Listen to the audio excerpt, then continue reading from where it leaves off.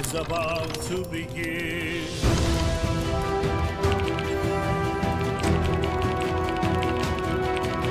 The banners rise, the crowd draws near, a realm of battle soon appears. Scars of honor, tales to tell, of kingdoms rise and kingdoms fell. The night is young, the ale is strong, we'll sing this song, it won't be long. Grab your seats, let's dive right in, the stream is about to begin. Follow, follow, follow Armegon. The stream is life, come everyone. Stars of honor where legends spin. Follow Armegon, the stream begins.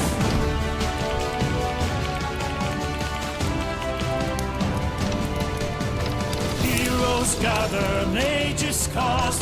Moments fade, but memories lost. The battles rage, the kingdoms cry. The story lives, it will not die. The time has come, so gather near. Raise your voices, let's make it clear. The call is strong, let games begin. The stream is about to begin.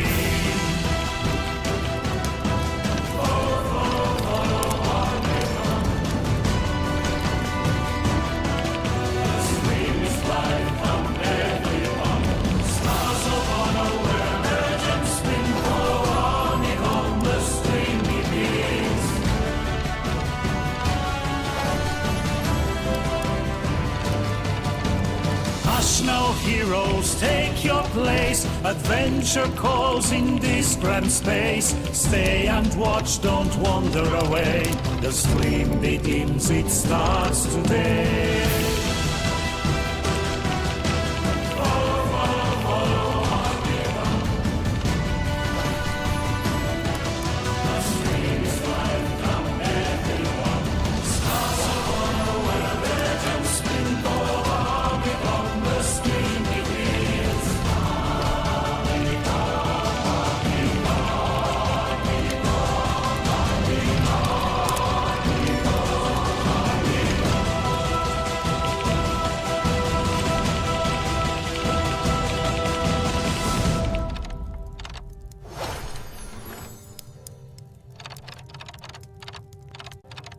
Hear ye, hear ye, the fire is lit, the stage is set, a tale unfolds you won't forget. Stay a while, brave souls and kin, the stream is about to begin.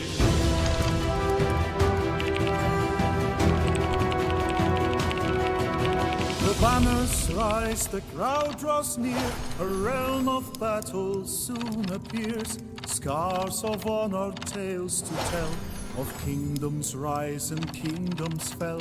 The night is young, the ale is strong, we'll sing this song, it won't be long. Grab your seats, let's dive right in, the stream is about to begin.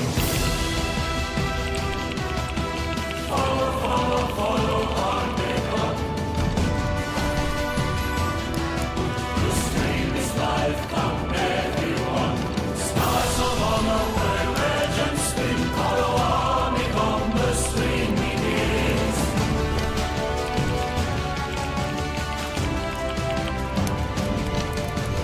Heroes gather, ages cast. Moments fade, but memories lost. The battles rage, the kingdoms cry. The story lives, it will not die. The time has come, so gather near. Raise your voices, let's make it clear. The call is strong, let games begin. The stream is about to begin.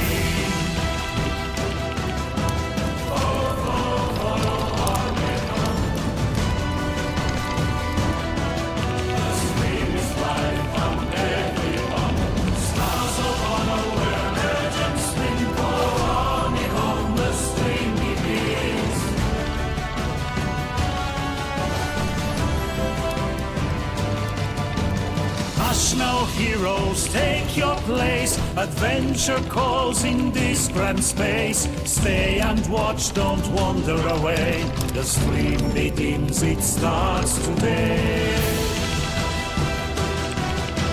Follow, follow, follow Armegon. The stream is life, come everyone. Stars of honor where legends spin. Follow Armegon, the stream begins.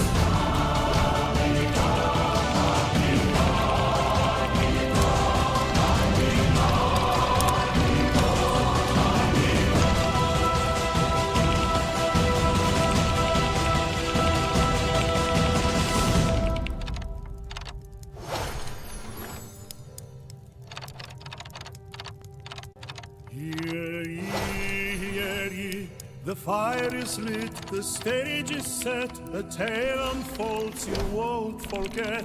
Stay a while, brave souls, and keep the stream is about to begin.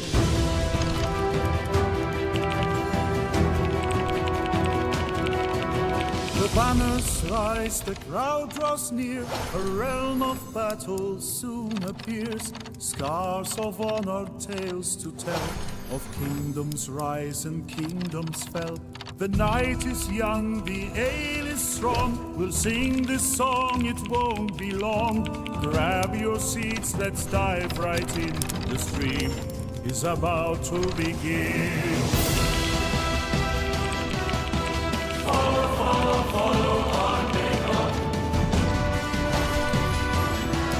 The stream is life, come everyone. Stars of honor where legends spin. Follow Armegon, the stream begins.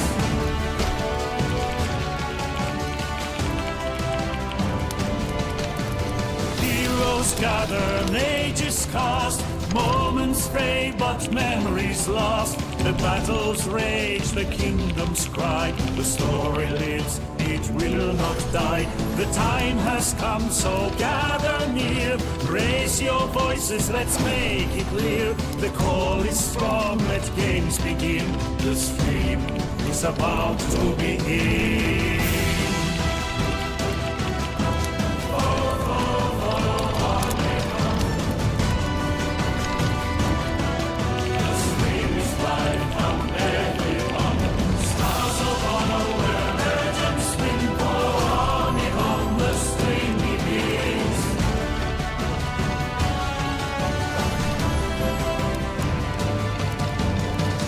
Now, heroes, take your place. Adventure calls in this grand space. Stay and watch, don't wander away. The stream begins, it starts today. Follow, follow, follow Armegon. The stream is life, come everyone. Stars of honor where legends spin. Follow Armegon, the stream begins.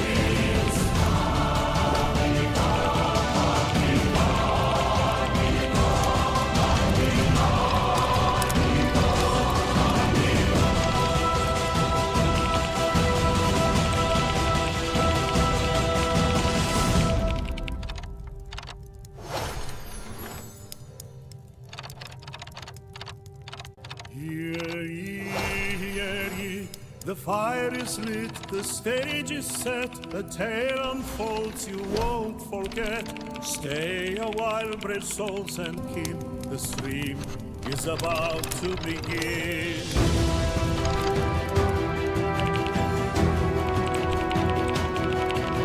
The banners rise, the crowd draws near, a realm of battle soon appears. Scars of honor, tales to tell, of kingdoms rise and kingdoms fell. The night is young, the ale is strong, we'll sing this song, it won't be long. Grab your seats, let's dive right in, the stream is about to begin. Follow, follow, follow Armegon. The stream is life, come everyone. Stars of honor where legends spin. Follow Armegon, the stream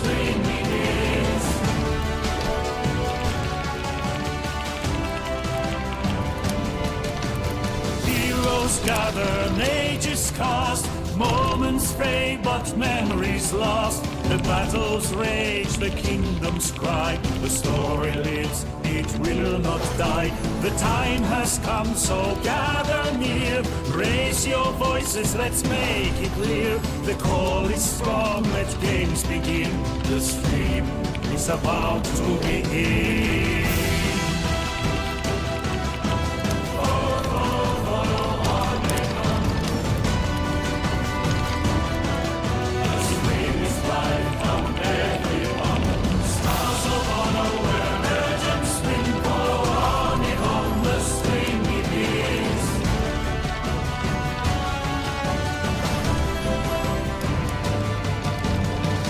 Now heroes, take your place. Adventure calls in this grand space. Stay and watch, don't wander away.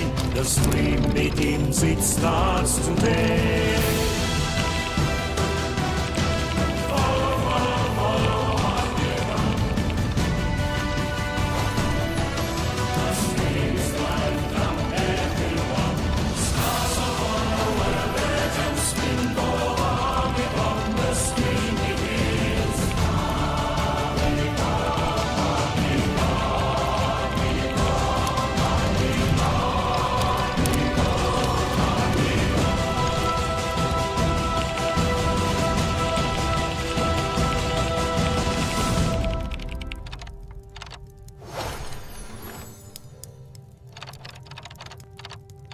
Hear ye, the fire is lit, the stage is set, a tale unfolds you won't forget. Stay a while, brave souls and kin, the stream is about to begin.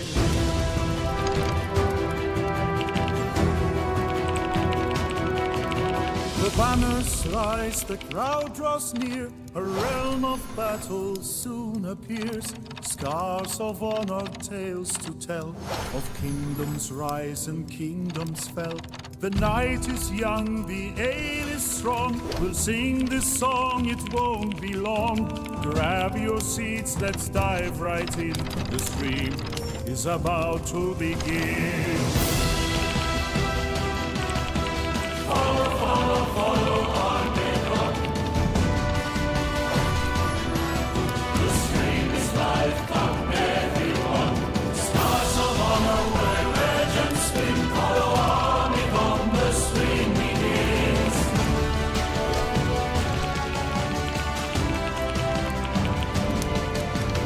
Heroes gather, ages cast, moments fade, but memories lost. The battles rage, the kingdoms cry. The story lives, it will not die. The time has come, so gather near. Raise your voices, let's make it clear. The call is strong, let games begin. The stream is about to begin.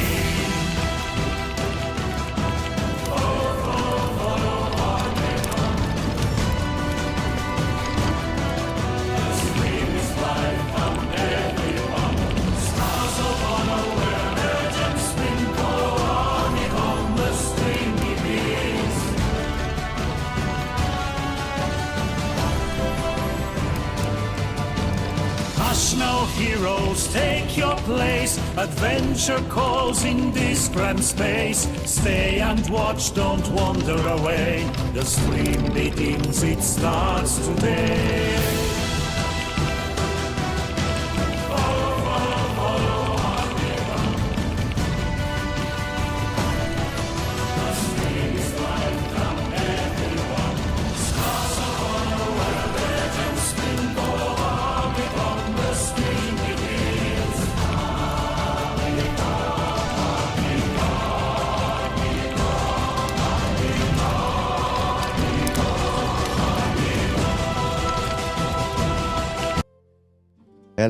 Hello everyone! It is Sunday, it is time to sit down and speak about Scars of Honor. My name is Venelin Vasiliev, I'm CEO of Beastburst Entertainment and Creative Director of Scars of Honor. Today I'm here to share something really cool and very interesting. First of all, I have a special guest on today's stream where we are going to sit down and discuss about one of the most important systems in the game. And this is gathering and crafting. Today you're going to hear from him from first hand about the systems, how they were created, what is their intent, how fun they are, because we're going to play them on stream. Of course, you need to know that this is not a final product. This is very important, not a final product. So everything that you see, take it with a grain of salt. Now, you know that I'm also known as Spoiler King. And this week, marketing team shared a little bit of information about classes and races. On my last stream, I promised to give you more information about which race, what kind of classes can it be. So without further ado, I want to see a very active chat if you want me to spoil right away if you want me to spoil right away all of the races and classes and their combination. Do we want to do that, chat? Do we want to do it? We want to do it. Okay. So guys, I won't be a spoiler king if I don't do this. Now let's see it. Here it is. Here it is, the full list of race and classes inside Scars of Honor. This is what is going to be the combination of classes based on the race you pick for early access and for 1.0 most likely. Of course, this is subject to change, but this is so far our idea about how we want to distribute classes over races. Now, I will share this picture with you on Discord. So guys, if any one of you is not yet on Discord, guys, you need to come. There we are doing constantly very active discussion about many things for Scars of Honor. So this is going to be there. Come and make sure you don't miss the fun. Now, without further ado, I'm hyped. Are you guys hyped? It is time to go inside the game and speak about gathering and crafting. So doing this, guys, I want to present to you Mr. Alex Turofiev, a lead game designer. Big applause for Mr. Alex, who is very passionate about gathering and crafting. He personally have worked on all these systems, have designed them. So Alex, welcome to the stream and share with us a bit of information, who you are, what you have done inside Scars of Honor. Hello everyone, nice to meet you. I'm lead game designer, and in Scars of Honor I pretty much check all the systems, but some of them are kind of my baby inside the game, and one of them is gathering and crafting. I'm a big fan of survival games, so I'm extremely passionate about that part of the game, and also a lot of things, but right now I'm making sure that there are some quite vicious mobs that are guarding those gathering nodes and resources that you are going to encounter in the game. So these are currently my two biggest topics. Okay, great. So let me make sure, 1 second, let me just a little bit fix the audio, because there is a one echo that people are seeing. 1 second. So just before we start, make sure that the audio is correctly pumped off. Okay, so now it should be fine. So Alex, we are here in the game, and I'm personally hidden at the moment. Guys, as you know, I told you this is a development build, so I'm showing you one funny situation right now. I was playing hide and seek.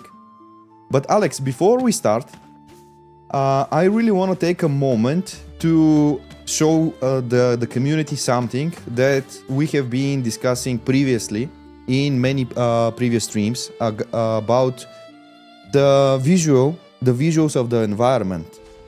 And for those of you who were with me on the last stream, you know that I said this Sunday we're going to see the new grass that the team implemented inside the game. So I will just go and show you the full aspect of it, because it's easy for you to compare the previous and the new one. And I want to take a moment to speak about how one detail like just grass can definitely change the way the game feels and looks. Now, I want to get your feedback, chat, about the progress that you're seeing. There is a progress in lighting, there is progress in environment.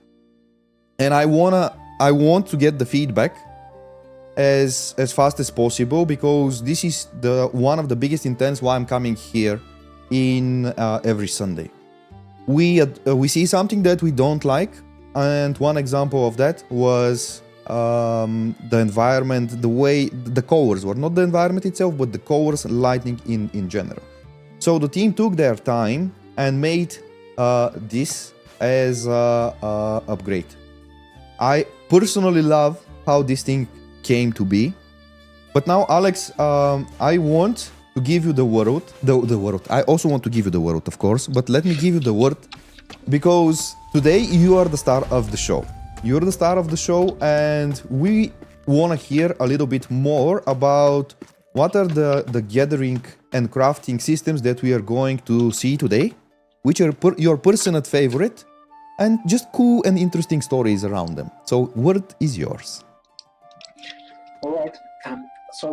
The gathering is the part of the game where players go around the world, find the resources they need, which are different types.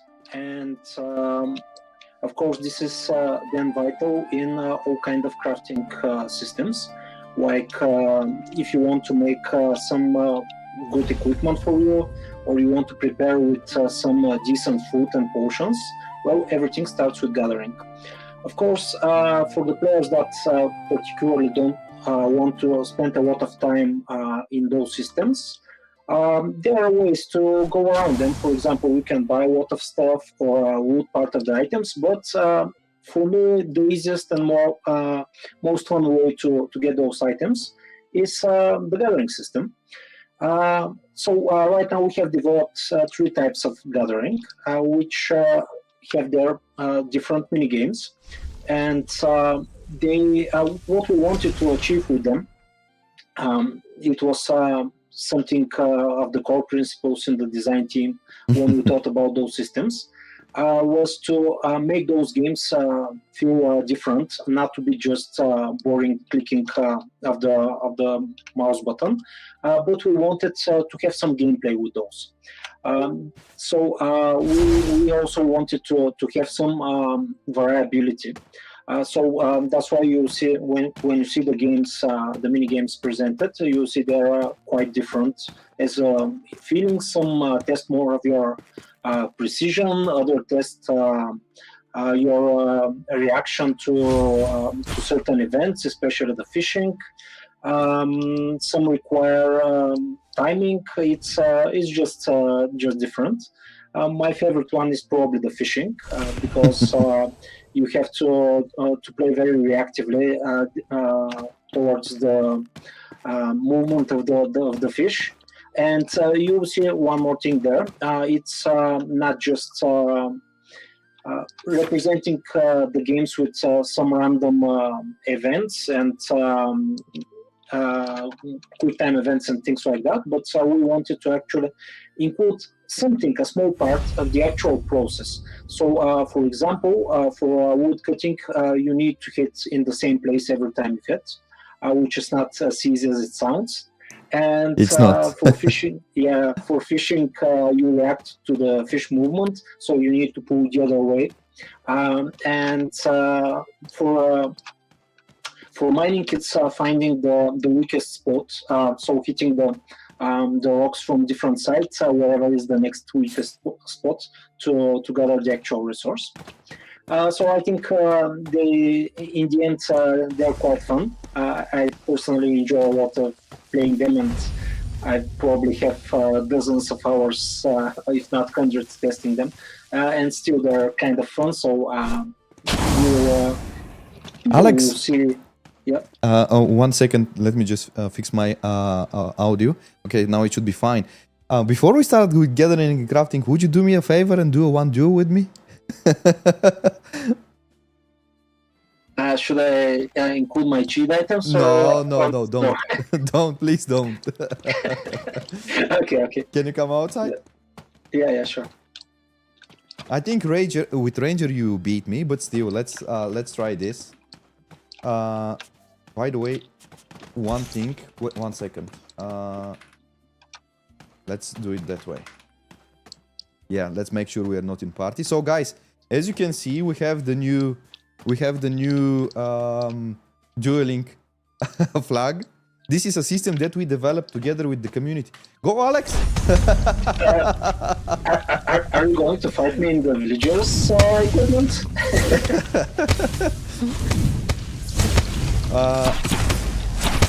I need to stun you. I need to stun you.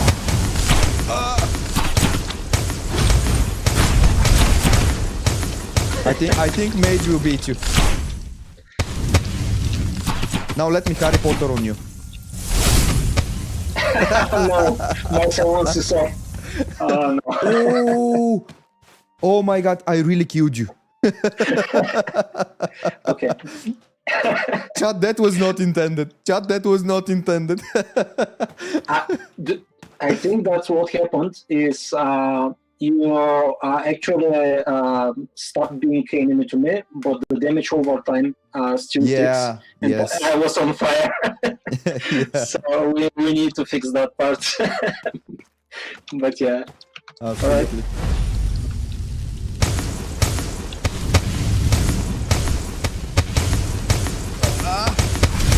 Nice.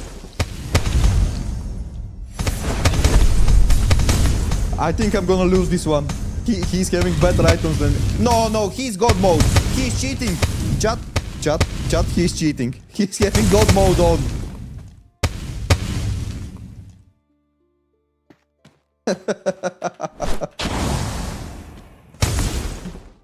He was having God mode. Now, chat, you see? This is how cheating is done in front of everyone. This is how cheating is done in front of everyone. Okay, we'll take our time to make duels because, guys, one thing I want to share with you. Dueling in Scars of Honor is really, really fun.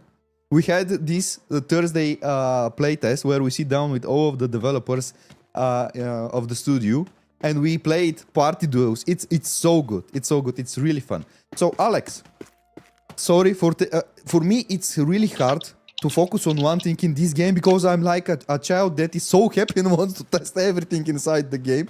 So, where is the first place where you're gonna lead us? And what is the first game that we're gonna play as from the Gathering and Crafting? What do you suggest? When it's circle, you know, there is a minor problem right now with blacksmithing. But Let's do blacksmithing if you then. think it's acceptable, we can probably show. Let's make ourselves a pickaxe or something. Okay. I need copper ore, by the way. What was the ID for the copper ore? So I can add it myself. You're lucky that I have some. Okay. But wait, I cannot read it to you. So write add item. Yeah. 438. 428. And let's say 40 Okay. or something like this should be enough. 4 Did you get it? 2 8 438. 3 8. Okay. Yeah. Yes, I got it. By the way, This is your reward for beating me at the Yeah. door. I need to move you somewhere around me, probably over here like that, so that we the chat can see the things that we are obtaining. Otherwise, you hide it. Maybe I will even put you like this. 1 second. So we'll be like so. Maybe we can. 1 second. Let me put you up. And yeah, this should be fine. So let me start the first minigame that we have. Now, chat, there is one thing that we want to share. First of all, this is in development build, and now I'm gonna play the minigame. How this minigame is played, I can show you. Basically, we have rounds of which pressing the right mouse button on the right time scores the... Oh, I was perfect. I think I'm going to receive a really good pickaxe. This is it gonna become rare? No, I didn't have the chance. There is a bug right now on the wording screen which you have seen. This is what Alex was explaining. But if you paid attention, you can see that I got this item. It's already in the bag. Why? Because I previously built a pickaxe and it's here. So I have all of the tools that are needed for gathering and crafting. By the way, see this. When I crafted my sturdy axe, I played the mini game very well. So that several times I hit perfect. And this allowed me to get this rare axe. So, Alex, should I craft anything else outside of the pickaxe? If you want to show the game once again, you can craft something else. So let me just tell a couple of words about the crafting here. Okay. People can see the resources needed on the bottom of the screen, and there is also some gold requirements for items. You can craft all kinds of gear here, weapons. You need to have some decent level of blacksmithing to craft the better gear. So every profession has its own expertise levels, and the better you get, there are several benefits. First, you have easier time with the mini games. Right now, because you're crafting some very simple items, it doesn't look that hard, right? But if you try to craft a more complex item, as the game progresses, it gets harder and harder. Each mini game has different difficulty levels, a lot of them, and you need to have usually better tools, which applies for gathering, to have easier time, and of course expertise. And for all crafting mini games, there is not just winning and losing the game, but the better you do in the game, the better the quality of the item you get. So all of that matters: expertise and preparation. Okay. So, I see that currently we have, by the way, see people that are, the developers that are watching the stream, see where they sit. These are developers from Beastburst that are just playing and enjoying the game right now. See, they're even making hello. So, hello everyone. They came and they sit down just to appear on the screen. So, gathering. Sorry, this is crafting at the moment. Let me move you a bit, so because we have also a recipes, which you can see. Let me now put you back in here.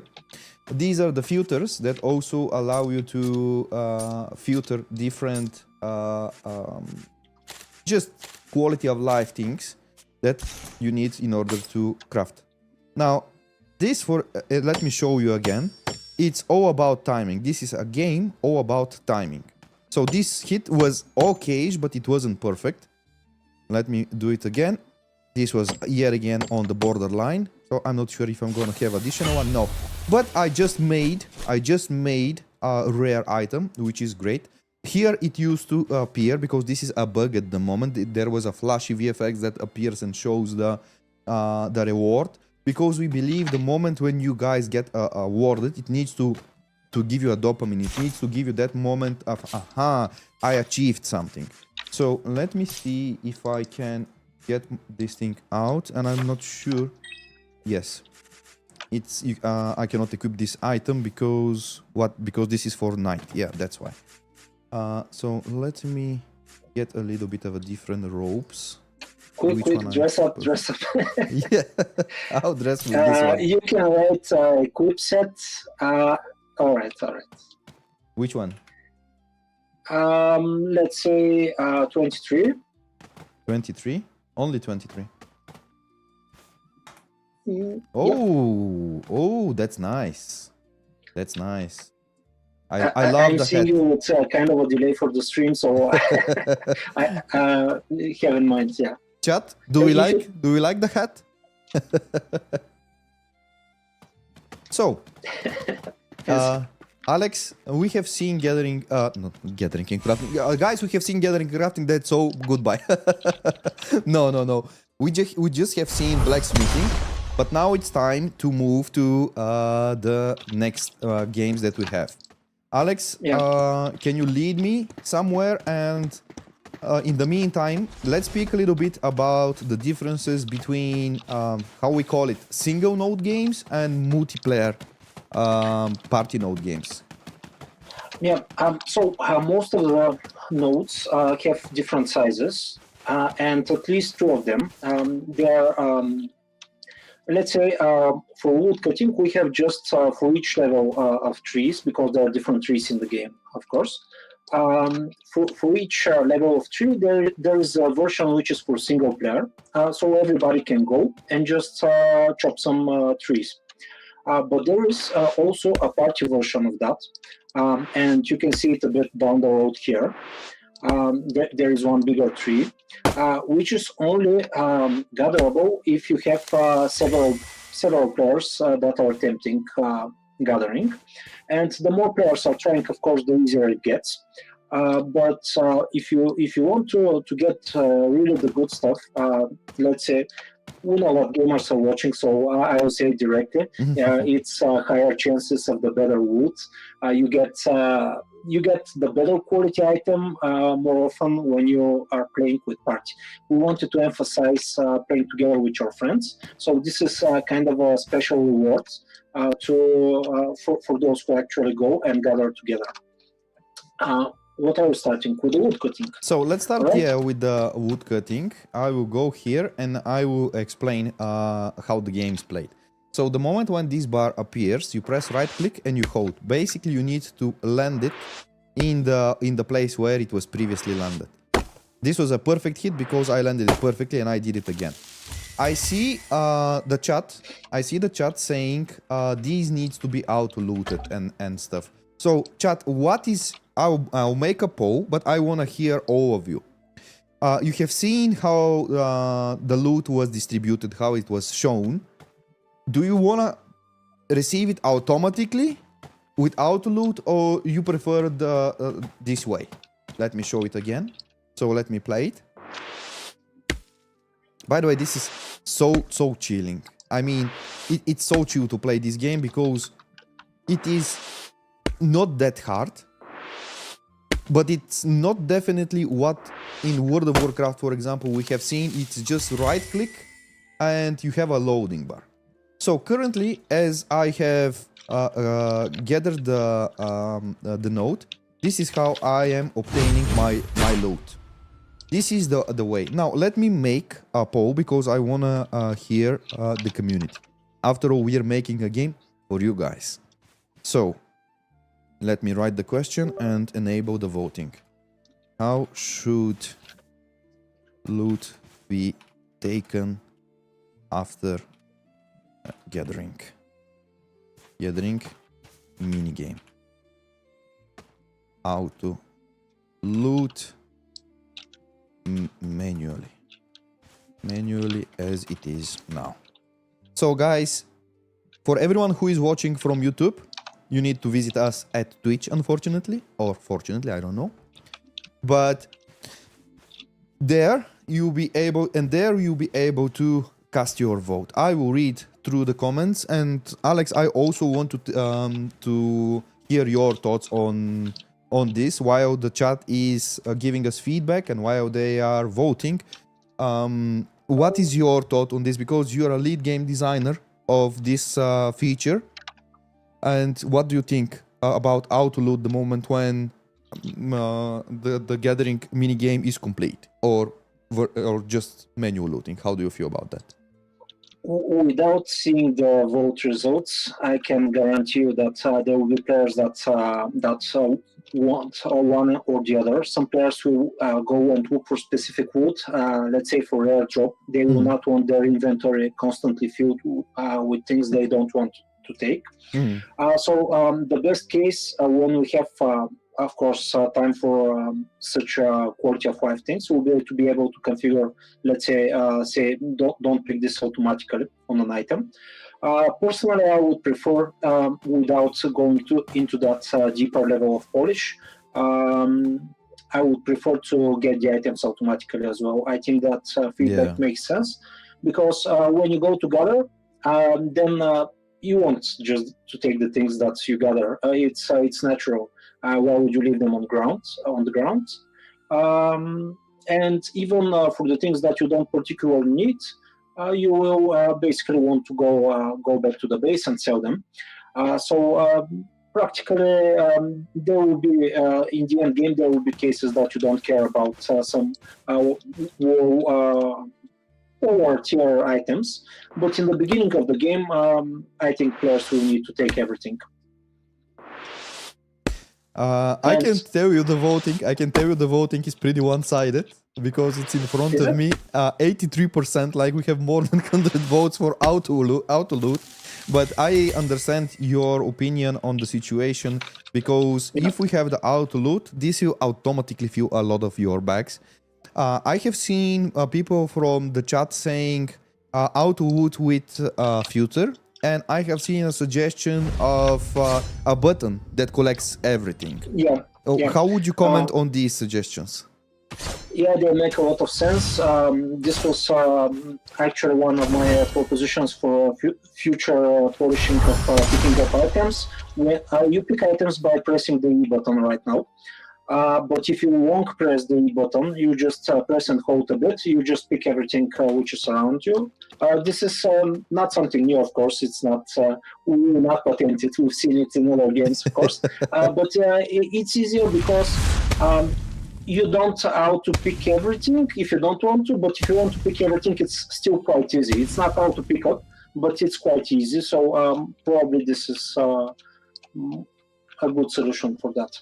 So with the community voting with 83% of outload, I really would like to hear more details from you guys, because outload, yes, you won't do this, you won't do the requirement of go and take each one of those, but it will introduce another problem which Alex is saying, and I completely agree with him. The moment when you auto-loot everything, you will basically fill up your bags. Now, if we apply filter, it makes it easy, but makes it to a sort of degree easy. But see, guys, this, when you're like taking just light wood, which you have seen, by the way, they cannot see how it's obtained because it's behind your camera. So let me move you again. I will put you on top of, or next to me, like so. So let me just make myself a little bit smaller so we are equal. 1 second, and then we will continue. Okay, perfect. So when somebody gathered those, yeah, maybe. So we can always place additional ones. These here are not respawning at the moment because they're manually very close spawned to the camp and they're presentational, but of course they usually respawn. Now, speaking about wood cutting, can you tell us a little bit more about what is this massive tree in front of me? Me and you, we are in a party. So, see guys, the moment when I start this, it asks the other player to join as well. And now me and him are going to together chop the node. You start first? Something is wrong on my side. I'm not sure what you're seeing on yours. It just stuck. I don't know. Okay. We played it. We played it just before the stream, and now now it created this issue. Okay. So let me quickly then restart it. 1 second. Let me quickly restart it. And we will try again. 1 second. Where is it? Yes. So let me start it again. Now, guys, this is the reality. We are showcasing you live, and things are happening. So let me launch it again. We will form a party and let's try it.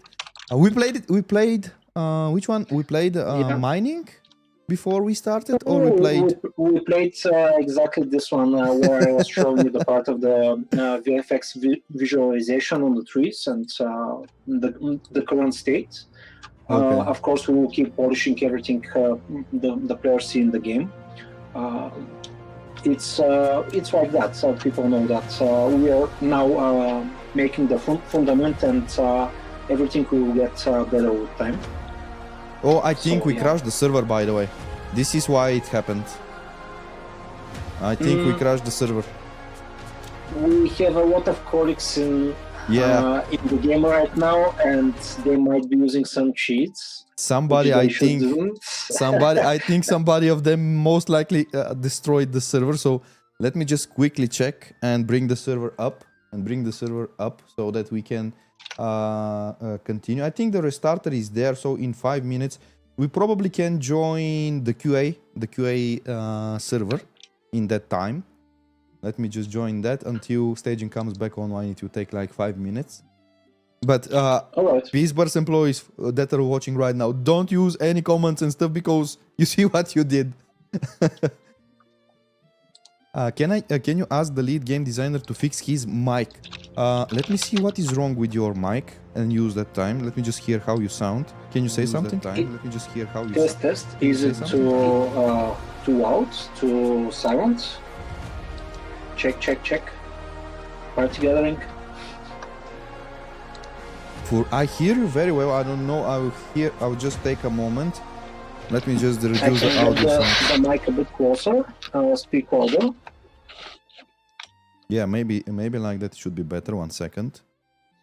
So, are you on the QA?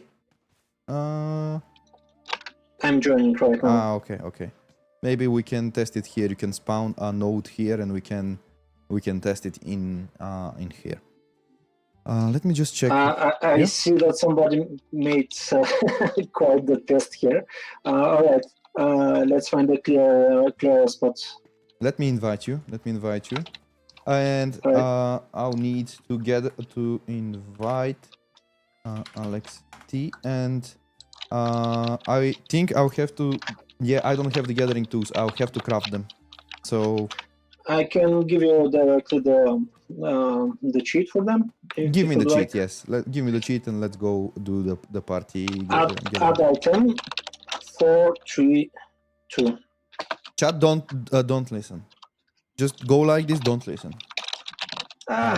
We'll just take item away the 4. access, don't worry. 431. You said or what? 432 432. for the wood axe. Yeah, wood I have picking the axe. Yeah, This I is have the the axe. basic one. You probably got No, better, it's fine. So okay, you're gonna. and let's get one big trick here. Okay.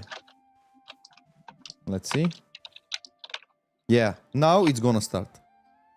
So let's see. 3, 2, 1, and we chop together. All right.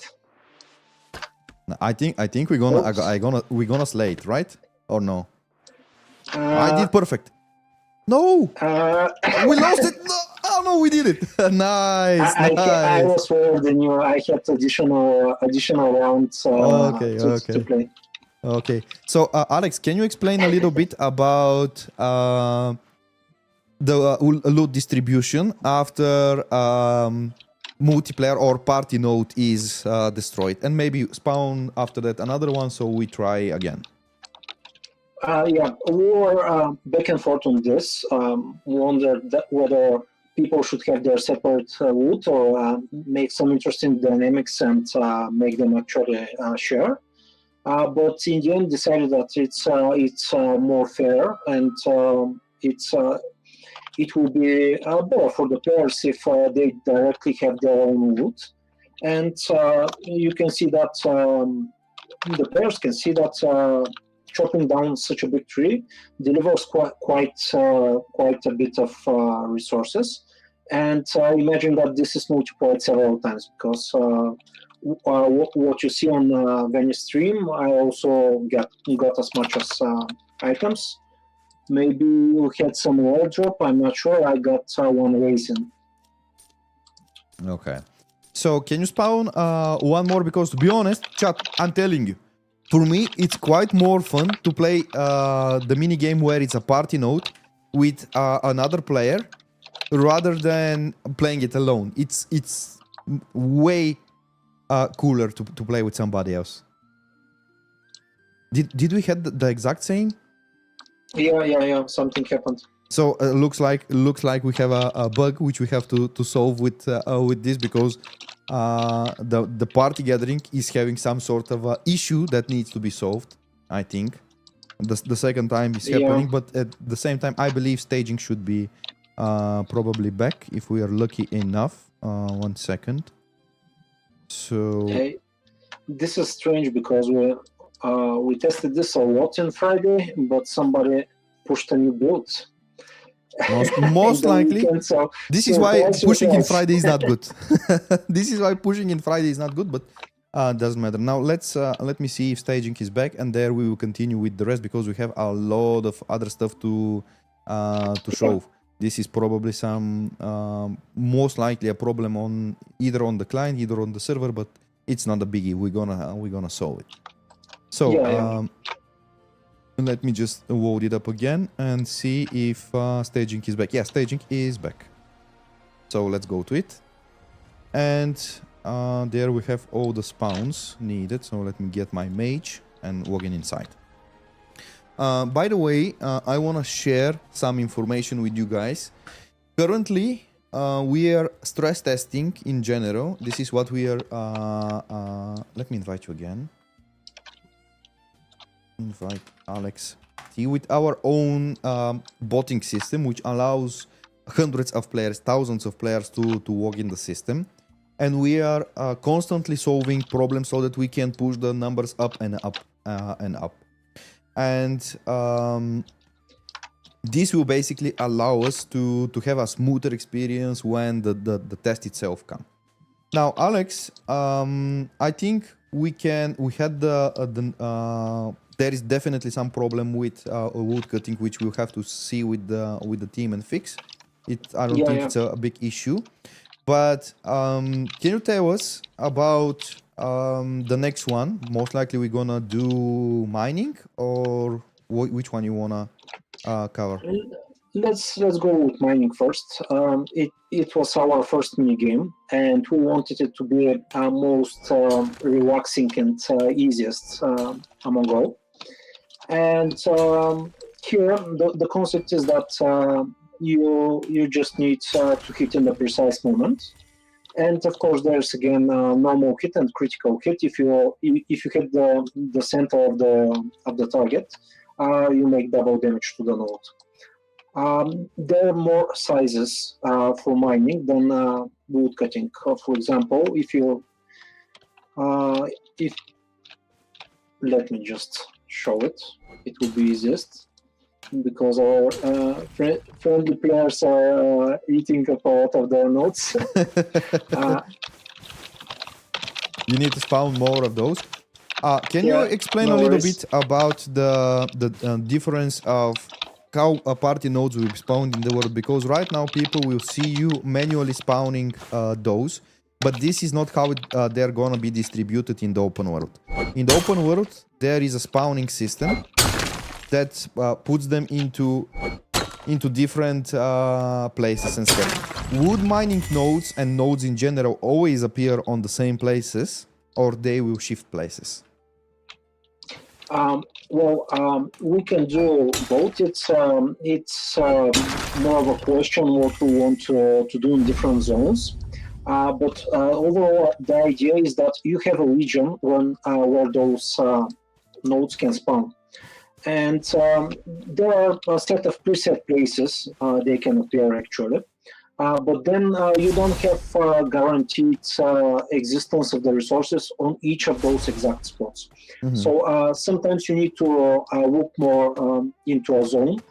You know that you will eventually find the resources there, but not every time on the same places. And again, it's the same with what nodes you will get. The bigger one, of course, are more rare. So you can go into a zone and sometimes not have all the sizes. Probably not always a party node around. But if you spend some time gathering there because they respawn, then you sooner or later get the best ones. And if you're lucky, you can find bigger nodes since the get go. Okay. One thing I want to highlight, and guys, you're gonna feel it. Oh, so you wanna start? So I will join as well. One thing I wanna highlight is that when you are doing a wood cutting, you're pressing and holding. While here, with mining, you need to press on the right moment. So this is the difference between wood cutting and mining. Although both of them are like timer-based games. So, chat, now we have shown you mining, and I really want to hear your opinion of it. What you guys like, what you don't like. Do you understand the concept between a solo node and party node? How do you... what do you think about those systems in general? This is why we are here Sunday, me personally, every single time, to get the feedback. What you like and what you don't like. Here is also the lead game designer, for those of you who have joined later in the stream, who is behind designing all of these gathering and crafting.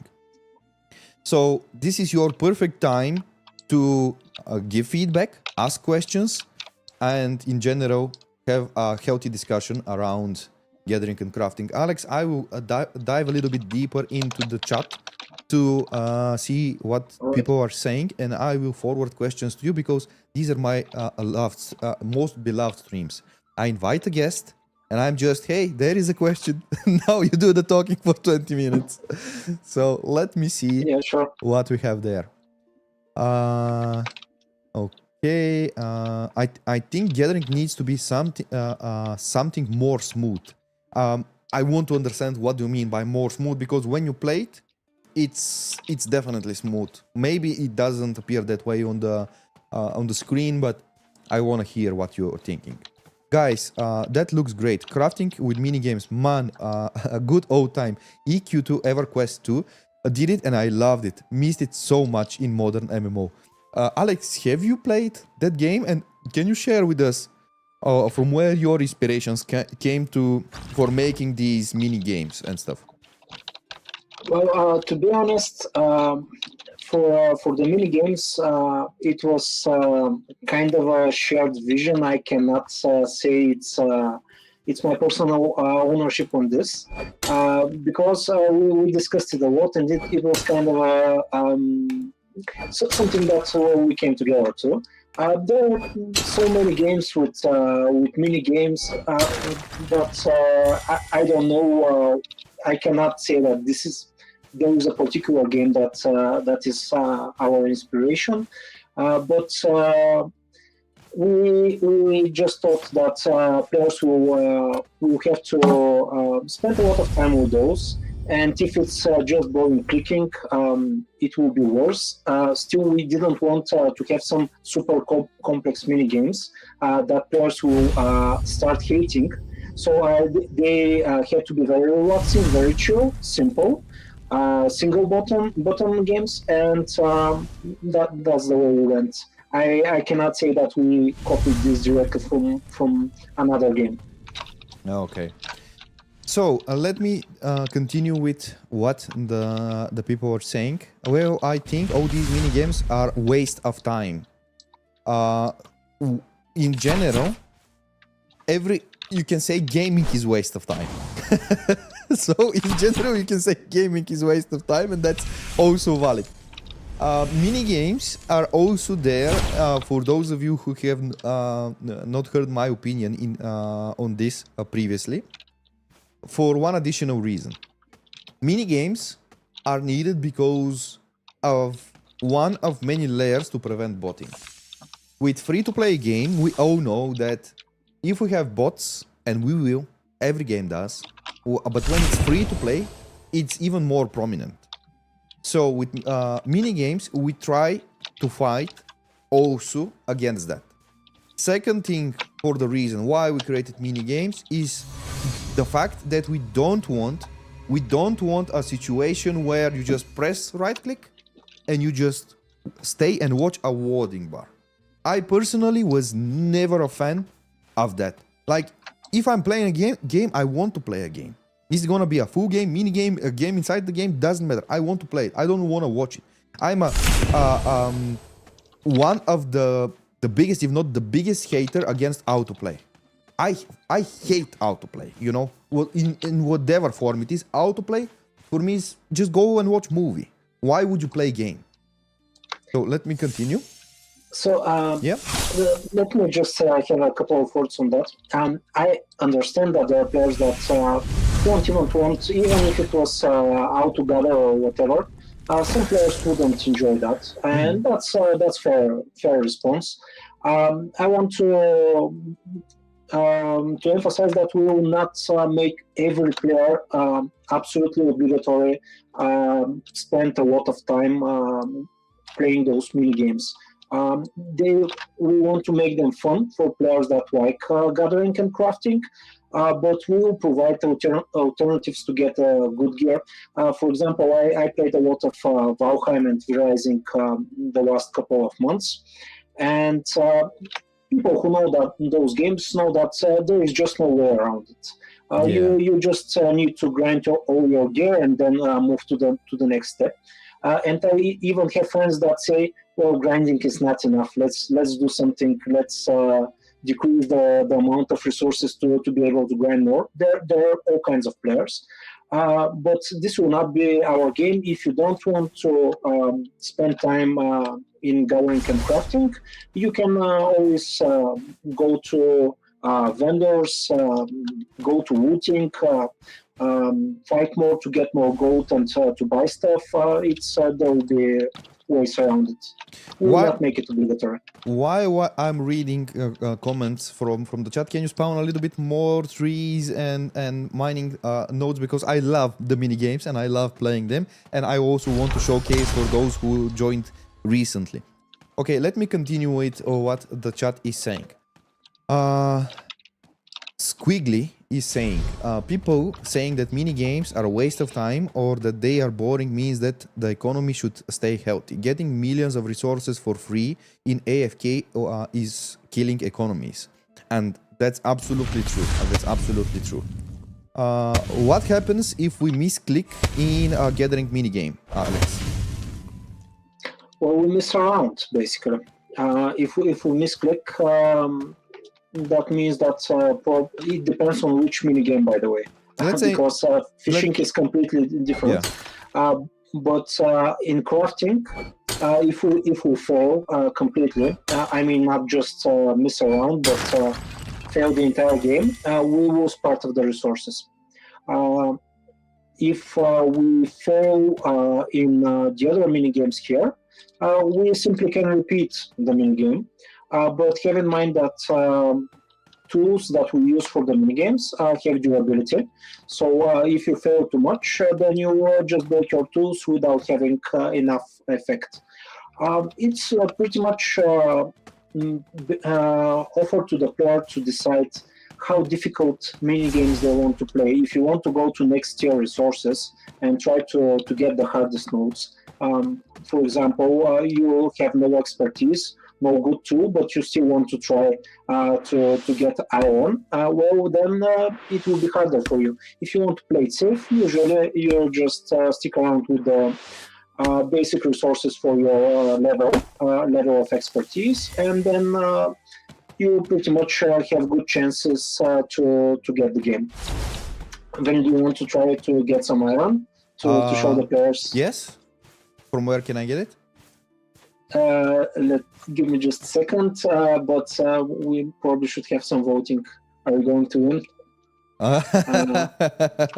Okay, I have another proposition which I believe it's worth hearing your opinion on. People are saying, how about mini games only on party nodes? What is your thought on this? I'm against that because personally I never play those games alone. but I would never force each player to always be obligated to play with other players. So you might want to have some solo time in the game. You need to be able to fight, to gather, to craft. It's a kind of a forceful move. We shouldn't do such things, in my opinion. Is there any particular reason why the mouse action between the tree chopping and mini games are different? Could they be the same for consistency? I can answer that. They're basically different mini games that require different playstyle. When I'm doing wood cutting, I'm pressing right mouse button and I'm holding so that it loads to where I want it to be. When I'm playing mining, I'm just clicking once the place when I want it to strike. Mini games on everything. Don't wanna work to craft, farm gold and buy it off of players. Imagine me saying I want one-shot monsters to farm gold. Same thing. What do you think about the drop? Okay. What do you think about the drop item from dungeons rights that needs to be repeated by appropriate profession to be used? This improves the use of crafting, putting it to the center of the game economy. So can you speak a little bit about the connection in Scars of Honor from gathering and crafting to the dungeons and where they connect and why it's useful to practice those professions outside of the economy, just outside of the economy? Yes, sure. Sometimes you might have some rare gathering nodes inside the dungeon.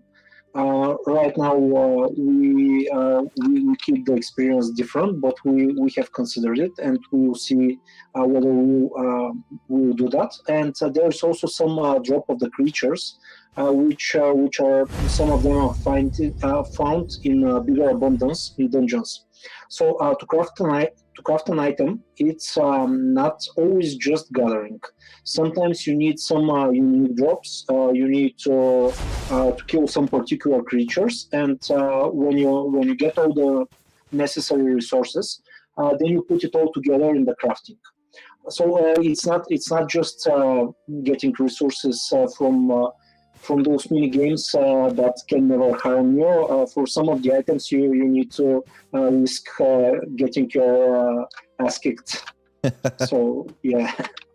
Great. So we have one additional, many questions, but let me read a little bit more before we move to the next game. I would leave the minigame as it is. They really make sense for the player to specialize in gathering crafting. You don't like it? Don't gather craft. Buy it from the players that choose to do it. Loving it.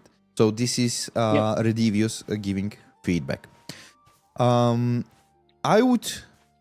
we are in an ad break, so for 3 minutes, and until that thing is over, I would not start showcasing the next minigame because all the people from Twitch basically will skip it. So in the meantime, let's do some duos, shall we? Let's go down and let's make some duos. My beloved system. Okay. Let me pick. Let me see who is here. Try someone. There was someone from the domination. Yeah, side someone here. from the domination is tormenting us. He just wants to get nuked. Yeah, and he get nuked. Let me challenge Dame to a duo, and let's see. Dame, if you are with God mode, please don't. Please don't. Dame, I'm behind you.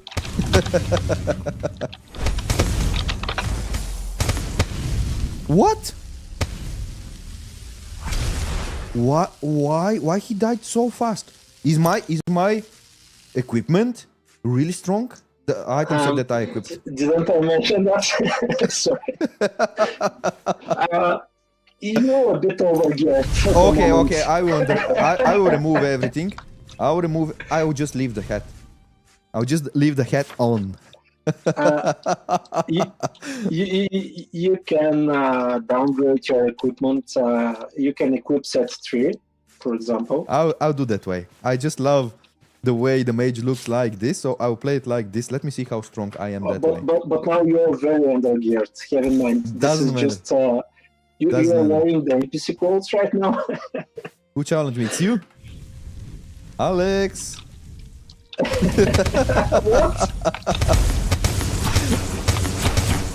This spell is too OP.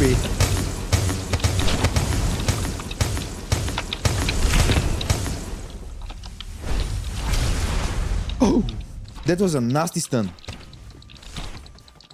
By the way, you're also fighting the...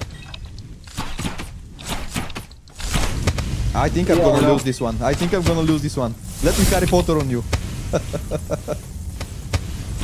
Oh, I lost it. I lost it. I lost it. I lost it. I lost it. Oh yeah. So Yeah, I noticed that this time damage over time sticks after the duel. So Yeah. that's what killed me previous time. Let me join back. 1 second. So I think the outbreak ends in 15 seconds and we'll be able to continue.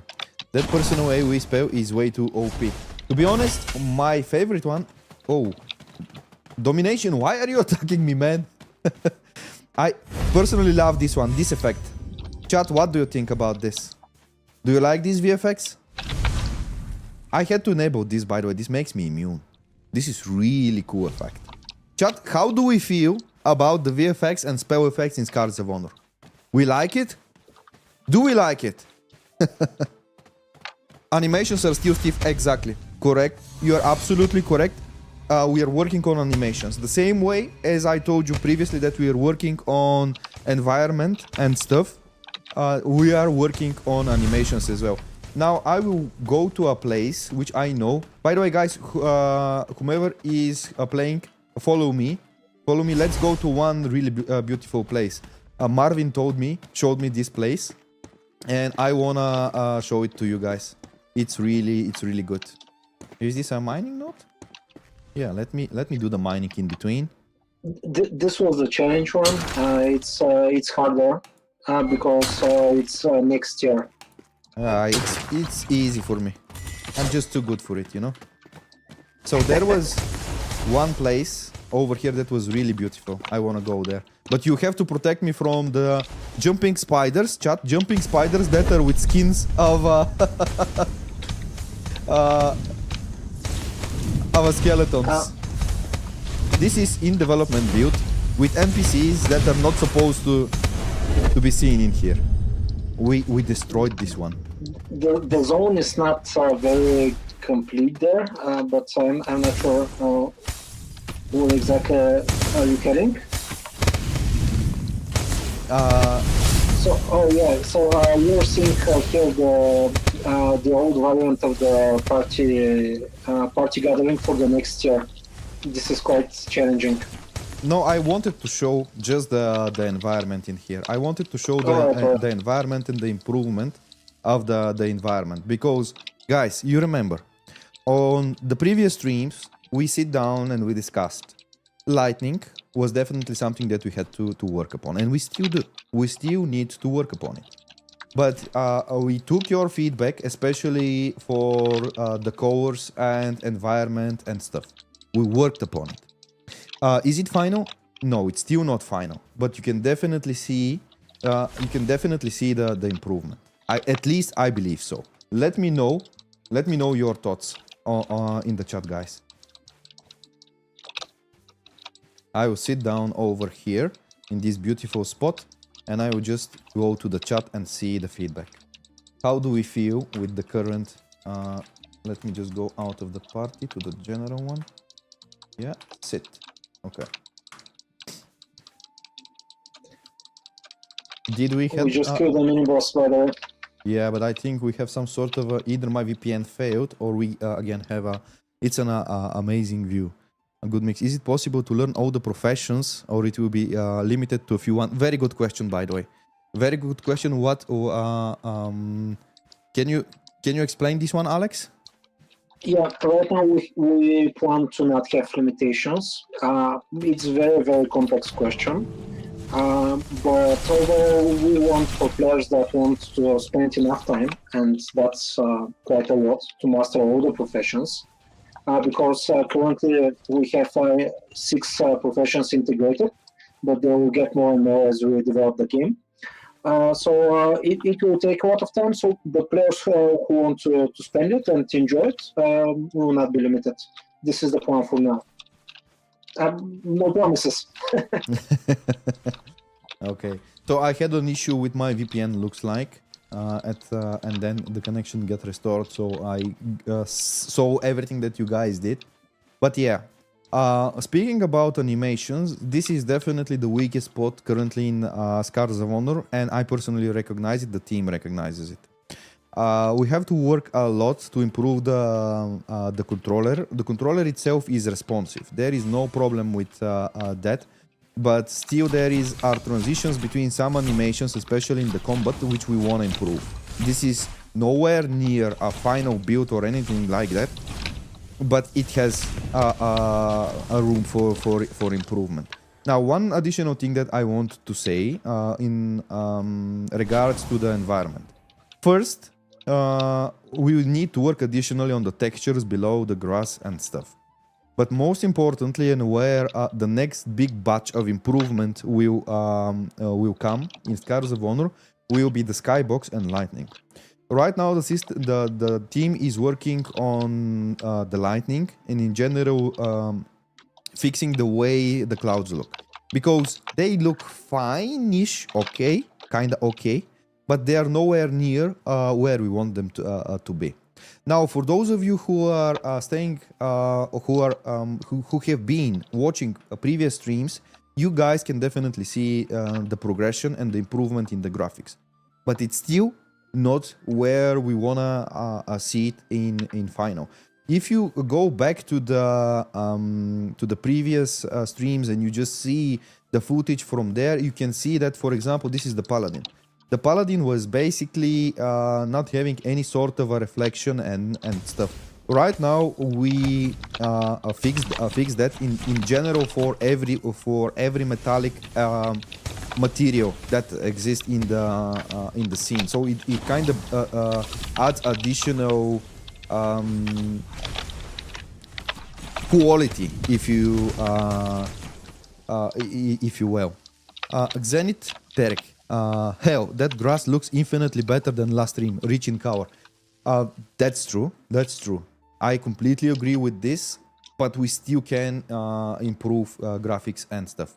Now, without taking the stream away from the main topic, Alex, we have seen so far blacksmithing, we have seen woodcutting and mining. What would you prefer to show next? Let's go for some fishing. Let's What go would you say? for some fishing. So lead the way. Let me I take will. it to a nice spot, but it's there is some walking distance from here. It's time for fishing, boys. You can ignore the jumping spider, which is cosplaying skeleton right now. Cosplaying skeleton. I love the cosplaying element of this. We have skeletons cosplaying spiders all over the place. Yeah. We have the official spiders quite advanced. They're almost presentable right now. But I think we should not show them on that stream. Okay. But soon we should make a creature-related stream, I think. Okay. This is another Because lovely place. By the way, let's sit for a moment. Chat, let's sit for a moment and just enjoy. Oh, what is jumping down there? There are fishes. See this? You see the What do you fishes see? down? You see the fishes? Do you see them? If you take a look down towards the river, towards the lake. Yeah, I'm a bit far from there. Oh yeah. These are mispositioned. Oh, Yeah, mispositioned. Those are the party fishes that okay. have. It's our spawn, to be honest. Yeah, but We should adjust that. the scenery is starting to take shape. What do you chat think? Is the scenery starting to take shape? How do we feel about it, chat? How do we feel about it?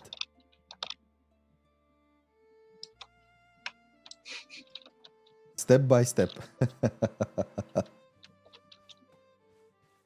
Okay, so Alex, lead the way.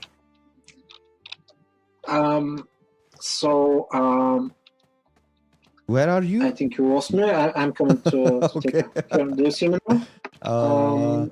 We were Who's behind you? Yeah, I saw you. You're here behind the stone, the big stone. The rock. Yeah, you can follow the path here. Oh! I thought domination are attacking us, but it was one domination character, and this is another beautiful scenery, isn't it? You can jump here. It's easier when you're down, Okay. close to the fish. There is a way up. I will show you from that side. Oops. You can jump. I can say by far this is the hardest. Because oh my god, this is I catched it. It came next to me. Now we need to explain how this thing is played. This mini game is not being played with a mouse. This is played with A and D of the keyboard. So what we need to do here and improve, this is something that we even discussed, me and Alex. Oops. Come. I catched it. Before the stream. What we need to improve is the guidance. Because the moment when the UI starts, you see just this mini game happening, but there is no visual feedback that says press right button and hold, or just click on the right time, or press A and D from the keyboard to steer and shift the mini game. Now, I personally think that this A and D, we might think about maybe making something different, or we can keep it that way. This is something that we also need to take a feedback from the community. How do you guys feel about the different controls? Because let me summarize it again. When we do mining, we have yes, this is a small greyfish. So right now I'm controlling with A and D. But when I'm doing mining, I'm just right clicking on the right spot. When I'm doing wood cutting, I'm right clicking and holding until it reaches the right spot. So the mini games are quite different from each other, but they also differ in controls. Alex, can you speak a little bit about this and what was the idea behind it? Well, we already had games that you need to hit a precise spot or timing, and we wanted to make something different with the fishes, with the fishing, and also that represents the actual need to pull a fish out of the water. Currently, people can see that this is spear fishing, so you actually in the beginning you throw your spear against the fish, and our idea here is to have some quite monstrous fishes, and other possibly other creatures, sea creatures that you can hunt. And when you the idea is that the struggle is not just to the fish to bite. We could have made some again timing mini game. There are a lot of timing fishing mini games, but we wanted to make something a bit more a bit different, something that we don't see that often. Probably something that's completely ours as a concept, and that's why we went for this idea. We thought it's really fun.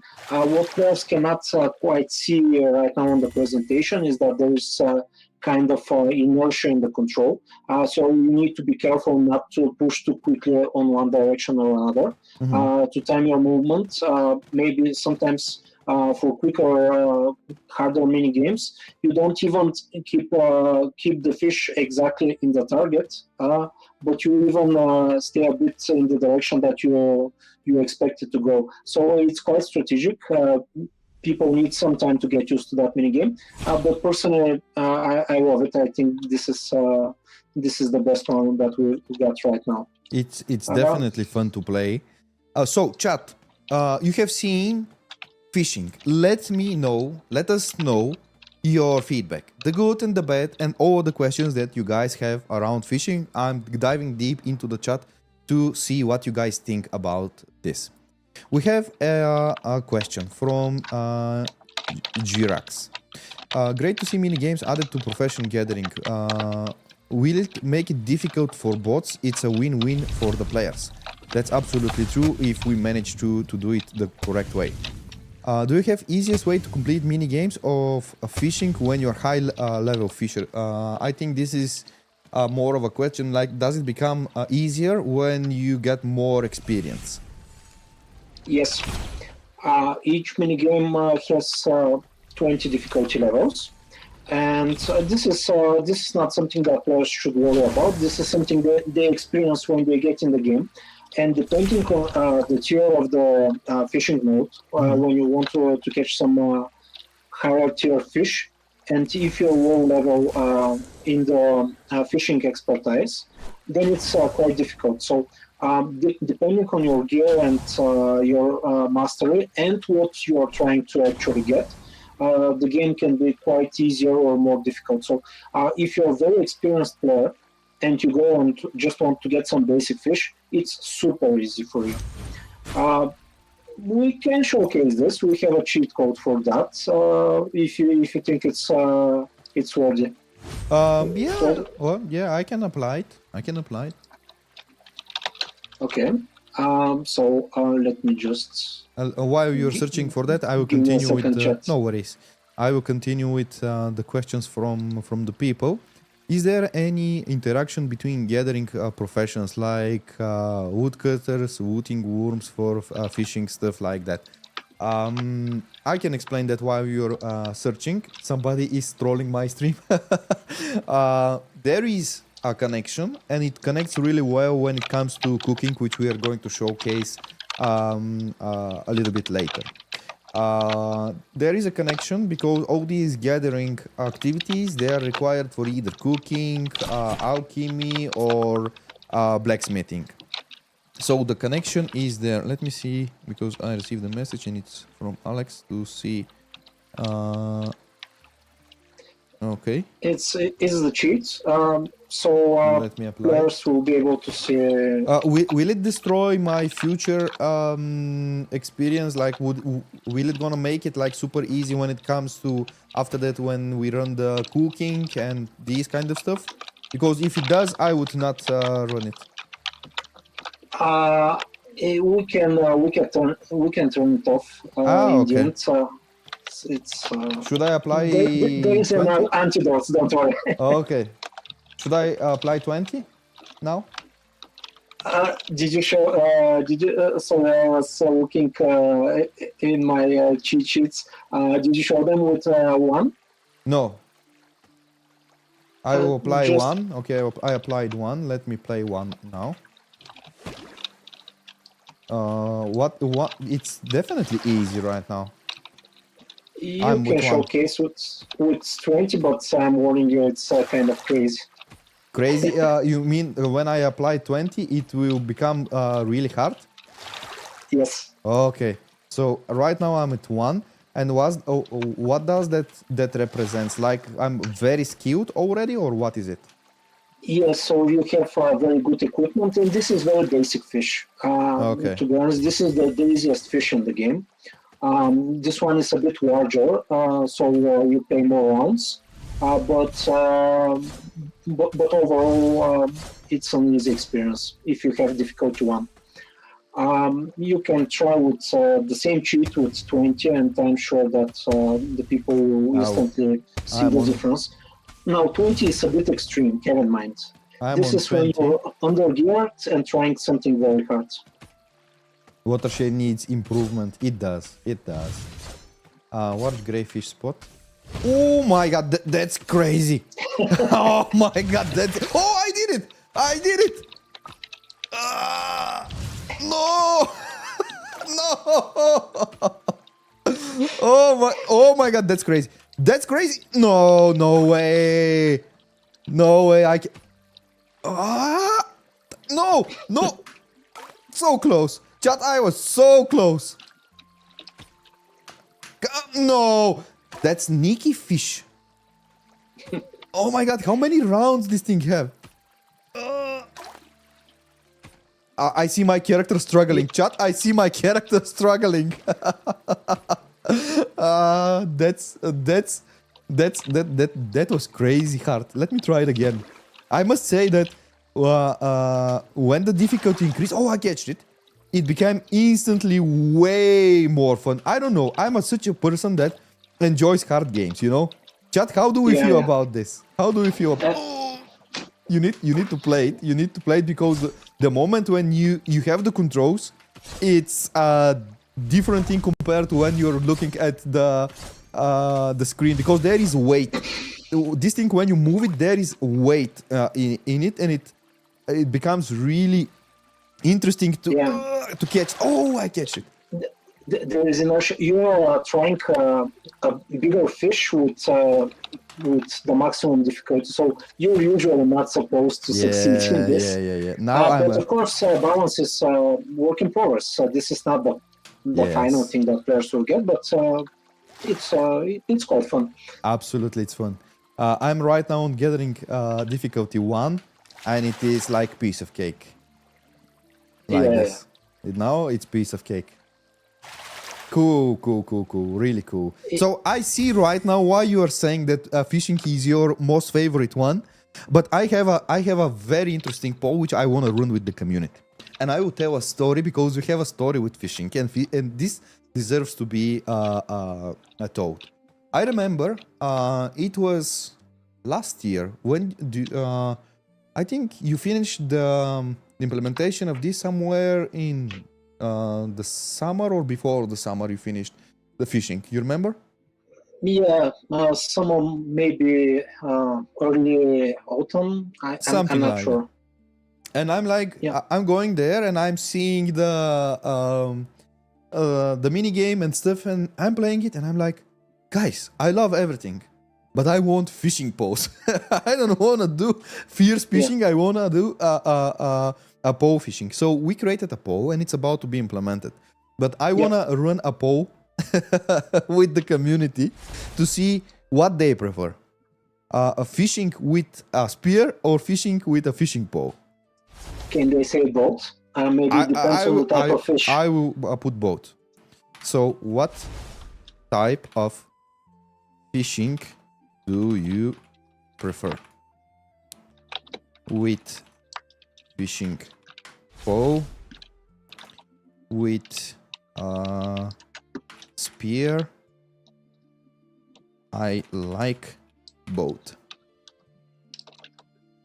So, it's a funny story. One of the things why we decided to go with spear, because as all gathering games, there is also a party variant, which has some temporary issues, and I recommend not to show it right now. But it actually works, but there's visual glitch. So it makes more sense when it's a bigger fish and you spear it together and try to pull it out. It's like the party experience. Like when you're rod fishing, then it doesn't make so much sense for the party minigame. But of course, this is we can make that. This is just a game. We can make a bit. To compromise with reality a bit. I see some really crazy suggestions. One is going dynamite, the other one is suggesting plastic bag. Guys, you're creative. I give you that. But we have also a quite one-sided vote, and it's I like both. This is where people are voting. Now, let's have some time to sit down and take feedback from our beloved community. What is the things that you guys like and don't like in fishing? Would you change something? So now is the time to speak. Now is the time when we are making that game, and your feedback is most appreciated, and it is in the exact moment when we actually can do something about it. So please come and share your opinion. Now here is the first one of the first messages that we have. For gathering, woodcutting and mining in particular, I think the mini games are a great idea. But having to do a mini game to get 1-3 pieces of the resources could be very quickly get tedious and annoying. How are the amount of the resources required for crafting balance against that? So really great question, by the way, coming from Gravon. And Alex, I'll give you the spotlight. Are we going to share our kitchen secrets? All right. So basically, we balance against time. When we are making recipes and when we are just distributing, it's the whole picture. How much do you get from a node? How much time do you need to work between different nodes, and so on. So it's a complex calculation, but in the end, it's all time. And the question is actually how much time do you need to spend to craft one item. This is how we balance the things. It's working for us. It does not have a simple answer, and naturally, as you become better, you win the mini games with less rounds. If you're trying to get some basic resource, at one point you actually do, let's call it that way, you do more damage each round, and it becomes much quicker. It's easier and it's quicker. If you're trying to get your top-notch gear, it takes more time. If you want to get some basic provisions, later in the game it becomes easier. The exact time, I cannot give exact numbers. Let's say you need 17 minutes to gather the resources for a sword. Right now it's different for different equipment. But we will try to look for a sweet spot. We want to reward the players that want to spend time in those games. The best equipment will require a significant amount of resources, and have in mind that there is some randomness in generation, of course, of the items. So you don't always get the best item in the each time you craft an item. So the idea is for the players to define themselves what is good enough. Do they want to get absolutely the maximum amount? If let's say for damage for a weapon, or the best bonuses they can get. If they want to have the perfect item, this will take a lot of time. If they want to just make a good item, it will take less time. That's pretty much it. Yeah. I'm not sure if that explains the whole picture, but the balance is very complex for that thing. Okay, so the next question we have, will there be gathering crafting equipment giving players additional stats? This is basically what we have as equipment right now. I think you guys can see it. Currently, we have not attached any additional stats to the tools. Alex, what is your thought? Should we ever see a gathering tool that add additional stats or no? No, actually, the better tools have higher efficiency and higher durability, and this is quite enough if players are asking for, let's say, fishing rod that provides strength or something like this. We don't want to do that. We want to keep the gathering equipment for gathering and the combat equipment for combat. We don't want gathering equipment that gives 20% speed or something like that. Those type of things. Okay. So let me continue with the feedback and the questions. The change I would recommend is the fishing items gained needs to be claimed directly to inventory, not picking up from the ground. I see a lot of people generally saying that towards the auto loot, so I think we might run some sort of discussion in general to get more of a concise feedback, because guys, if you are bringing up this, definitely we need to think about it. Definitely we need to see how we can improve it, how we can change things.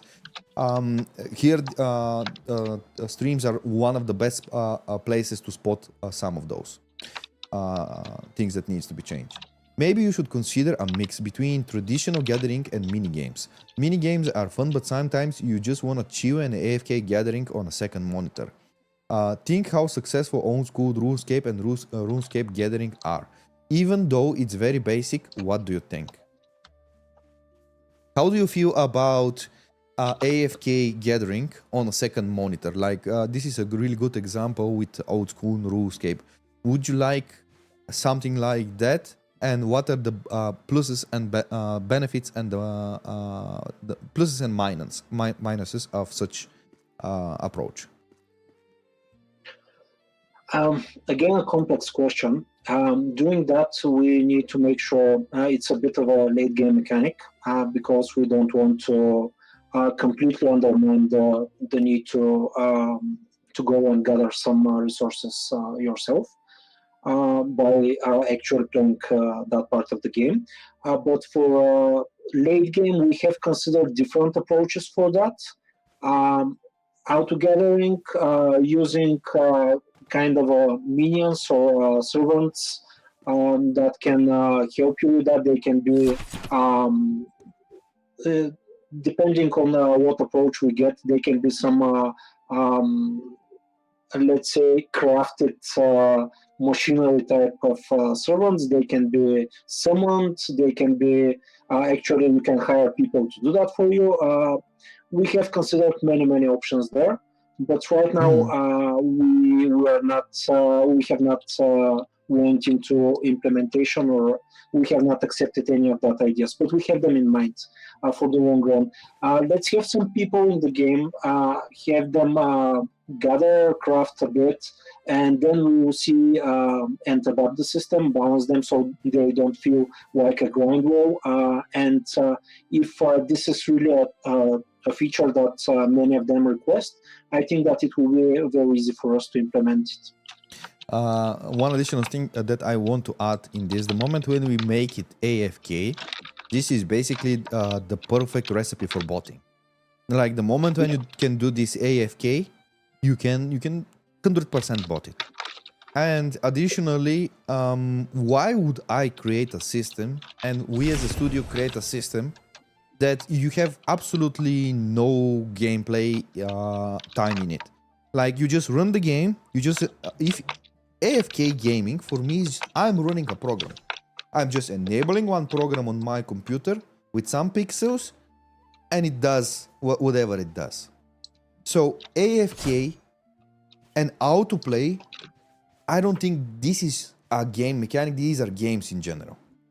Are you going to play safety limits like you are playing for 16 hours straight, come back in 4 hours, we'll still be there, go eat, take a nap? Really cool question. Really cool question. Imagine you play for 16 hours, Scars of Honor, your eyes are already red, and then you see a big red screen. Go to bed. Well, the honest answer is I'm not your real mom, but joke aside, I think that people should play with play-life balance. But we are not the ones to tell players how much they should play. And to be honest, if we get players that don't sleep to play the game, we have succeeded in our task to make it so addictive. Hopefully that we'll have such a devoted audience, but as a player who plays every day for the last, I don't know, more than 30 years now, you just need to find your balance. Absolutely. That's all. Absolutely. I 100% agree with what you said. So, let me just see what a few more questions and feedback from the community, and then we will move towards the next mini game. By the way, which one are we gonna do next? Like cooking, or what do you suggest? I think that we can finalize the gathering crafting thing with cooking. Do you have some fish in your inventory? I think I do. Yes. So, Estelawi is saying you could also expand gathering crafting to include specialization that can spoil when grinding on mobs. Essentially, taking inspiration from Lineage 2. I personally have never played Lineage 2, so I'm not familiar with the reference here exactly about that system. Alex, have you played it? Do you know what that means? No, it was not very popular in my gaming circle.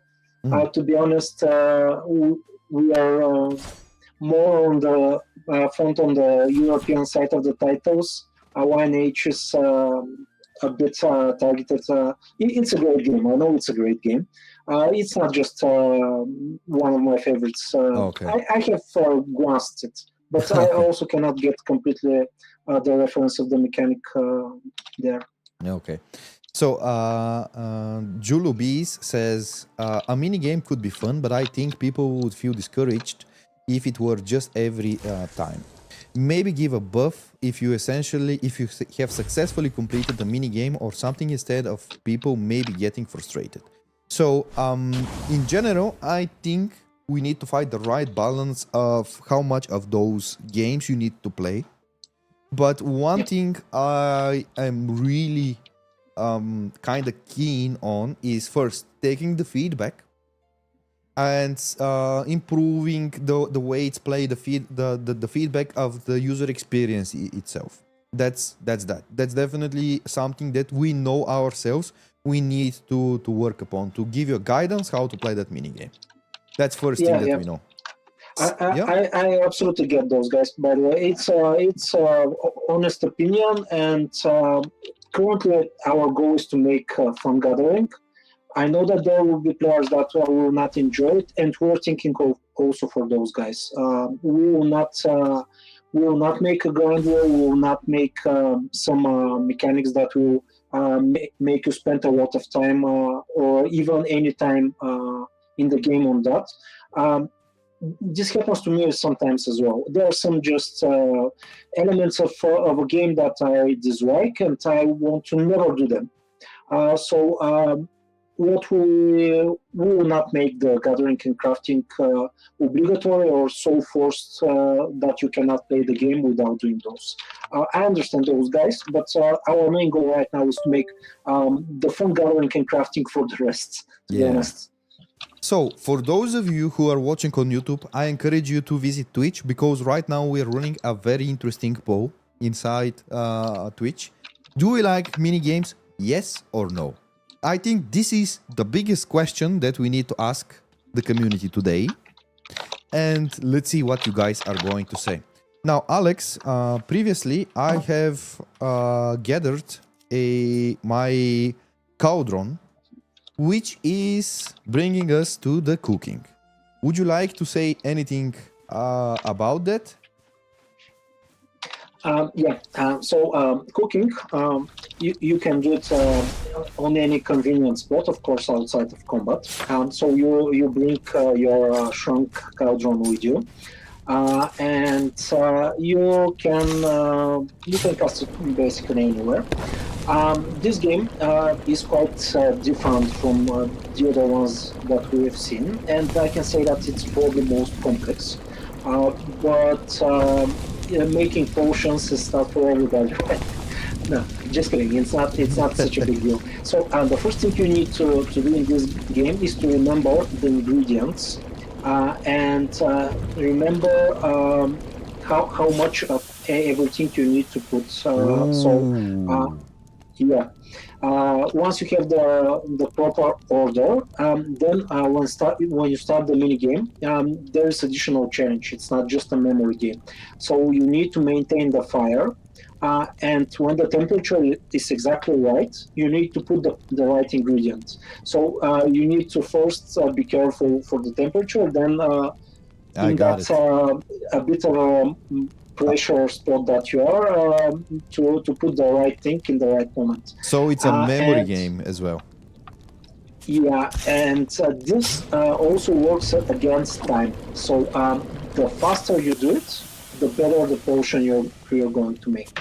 So probably chat, you're already seeing that this is it's hardest to be the best alchemist in the game and the best cook.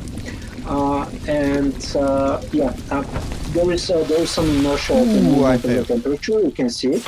If the temperature gets too high, then you burn whatever you're cooking. I You already must be burned careful. several. I already burned several. If you let the temperature too low, you lose again. You cannot lose against them. The worst that can happen if you take your time and maintain the right amount of food in the fire is not to get the best quality potion. That's all. So just be careful never to go above the threshold and below the threshold. Yeah. So this is where my fire needs to be right now. And then I just Yeah. put the second one and yes, I did it. So it takes a little bit. Ooh. Nice. So this is how it works. First, Yeah. when the screen comes, you have several recipes. I have personally just enabled the ones that I have the resources for because I gathered a lot of fish. The moment when you're about to cook this, you need to remember the ingredients and the correct temperature. Order. So it is two things at the same time that you need to do. So two gray fish meat I need to throw while the heat is really strong. Then I need to add a silver seed while the temperature is really low. When we start the game, you're gonna see this. This is the meter where we need to have the current temperature. This shows you the current temperature. So this is at least you can keep it that way. But now I need to drop the temperature down and I need to click 1 or 2 to select the correct ingredient. And the correct ingredient right now is this. And now I have completed successfully the mini game. The moment when you get the grasp of it, it becomes instantly, oh, that's how it's played. That's how it's played. And it's fun. I will repeat it again. So that, and then we will take the feedback from the community. We have selected the recipe that we want to do. We need to remember the ingredients. Basically, this is the most important part. You need to remember which one are behind before each one. The temperature itself, it's kind of hinted because the moment when you start, you see these bars. With E, I am finding the correct temperature and I'm throwing the ingredient while I'm at the correct temperature level. So again, you see these two were correct. Now I need to wait until the temperature drops down to the correct level and hopefully this thing doesn't end. And boom, I have it done. That's all. Even if the timer ends, you still can get the potion if you put the proper ingredients in the proper temperature, but it will be the worst quality, which is still not a bad thing. But if you want to get the best, you need to learn how much wood to put when and optimize your strategy in the game. Some of the more complex recipes can reach even up to 5 products at the moment. These are the most complex ones, and difficulty again can make the game feel quite a bit different if the zones are smaller and it can get quite challenging right now. 100% agree. Jay Oddity is saying simple, but I will mess it up somehow. Well, Jay, if the game that we are playing, you cannot mess it up somehow, like, where is the challenge? Where is the challenge? You know? Yeah, initially it was more challenging, to be honest. Those pointers that currently show you the temperature were not present, so you had to remember the order of ingredients, but also the temperature. Nothing was indicated on the interface. So when you start, you need to make sure you have the right temperature and remember the temperature for each ingredient. It was quite challenging, especially for more complex recipes, but we said, oh, come on, we shouldn't be so vicious against our players. But I don't know, if they want a challenge, maybe we can do it for some more complex recipes. Yes, let's try some more complex recipes because this one, I can definitely say, I can confidently say that I can make delicious gravy stew. Like I can right now, you know what? 3 times when you cook something and you become good at it. This is how in real life you become good at making something specific. This is what we wanted to represent in Scars of Honor with cooking. And we wanted to take this additional and unique take with our gathering and crafting and kind of do something different in each of those mechanics so that you find which is the one that you really enjoy and love doing. I personally really like, to be honest, my favorite one so far is probably cooking. So I am pretty much lost of materials. I think, oh, boiled potatoes, beefy meat stew. Oh, we need to get take a beefy meat and a yellow hat mushroom, looks like. But additionally, I need to go chop some wood. So I have a lot of tasks. I have a lot of tasks which I need to do. But I think this is also a cool place to just sit down over here. This is a cool place with this lovely SFX that is coming around us, and discuss and take the feedback from the community about what you guys have seen. I see that a lot of you are kind of in between of mini games or not. The vote currently goes 77% are in favor of mini games, while 32% don't like it. So 32% is not insignificant. 32% is definitely a not small amount of people. So I would run this poll additionally at least once again after after the playtest. After you guys come and play the game and you give your feedback. This would be the perfect time, because playing these mini games is one thing, especially with cooking. Cooking feels completely different when you play it because of the weight of the gouge that allows you to catch the fish. So let me see. 33% of bot developers. It would be really cool if certain craftable items require multiple people to craft. Multiple people on the same minigame. I don't think we have a multi-node gathering. Crafting, sorry. Gathering we do. Gathering we do, but crafting we don't. So we don't at this point. We have discussed it, and we even discussed implementing it in some competitive modes. Remember the idea? I'm not sure whether it even reached you, because it was very hypothetical for the distant future. But for gathering resources in a PvP mode, where you need to build a golem. And then you have a huge advantage in the mode. So it's with party crafting. That was the idea. Okay. Right now we don't have the party crafting though. It's just single player. Okay. There was It's a cool idea. There was one other cool spot for fishing. It was relatively far away. Can we run there? Because we have a lot of beautiful open world, and it's gonna be nice if we just traverse it together and find the next fishing spot. Can you lead us there? Okay, but there's some flying fish there. Doesn't matter. Not the one on the left. Not the one on the left. It's not usually there. Not the one on the left. You remember the one that was far away? Oh, you want to go to the village? Yes. All right. You do you want us to go on by foot to there? Yes.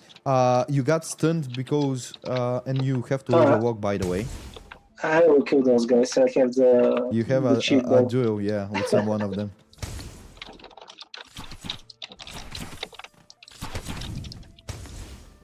Why is domination tormenting us right now? Like, see, there are just 2 of them, but they're still tormenting us. Let me solve this.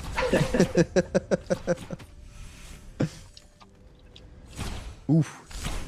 I think one additional stuff that we discussed and we are currently in the works is overall damage optimization. Because the amount of damage that currently is applied is not optimized, is not polished the way it needs to be. So this is also additional thing for those of you who pay closer attention, guys. This is additional thing that we will fix and improve. Oh, by the way, I wanna take this one.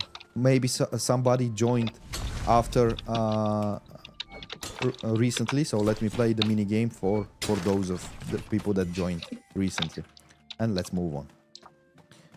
So, Alex, let me blink. Yeah, I'm following you. I'm following you. Yeah. By the way, when we are walking, I will tell you one funny story about the cauldrons, but Go ahead. But after you take the question, right? Which question? Do you want to take another question from the chat meanwhile? Or no? Yes. Let me do additional question. A lot of this is feedback. I like the terrain looks good. It was definitely improved. By the way, I'm doing the blind following. I'm reading the chat and then I'm also chasing you. So, how important is crafting going to be for endgame gearing? Can we farm equally good gears through difficult content, or should we expect to have high-end crafters in every group? It's a complex question. It's a bit early to answer, but probably the best gear that you can get in the game will be a combination with from gathering, fighting the toughest enemies in the game, and then crafting. This will probably be the best gear. Still, you will be able to get close to that by other means, by skipping those systems. So we don't want to make huge difference. Can we stop that will make for a the game unplayable for people that don't want to do that. But yeah, this would be the best gear probably. So I want to stop for a moment here because I want to show something that is important. Now, guys, pay attention.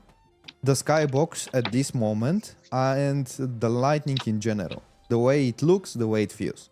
See how it will transform and change the moment when I enter this area. See how it gets darker and darker and it blends to something that is completely different right now.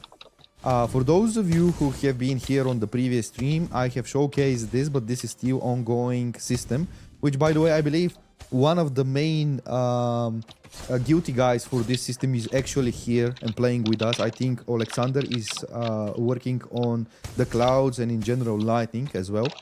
So this is yet another thing that we worked in order to make sure that we have a better immersion. So give us your feedback, guys. Give us your feedback. Alex, I'm following you, by the way. All right. So the story I wanted to tell you about cauldrons. Initially, we thought that it will be more immersive if we have those to have a collision.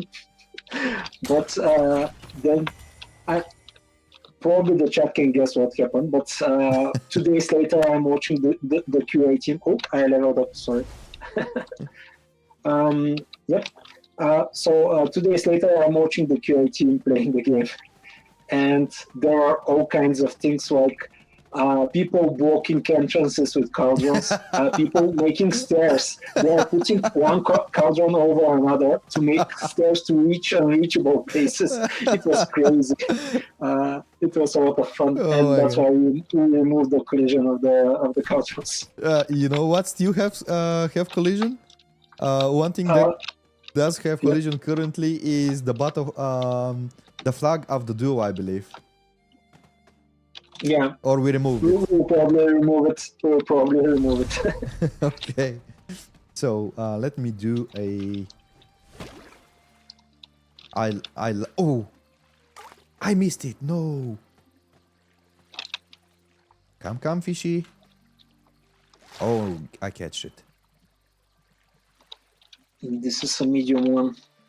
Can you lead us after that somewhere where I can chop a little bit more wood because I need it for making a stew, or maybe from somewhere where we can gather. I failed it. where I can And there, gather the mushrooms just to complete any other recipe. yeah, there are actually some second tier trees here, which are with visuals.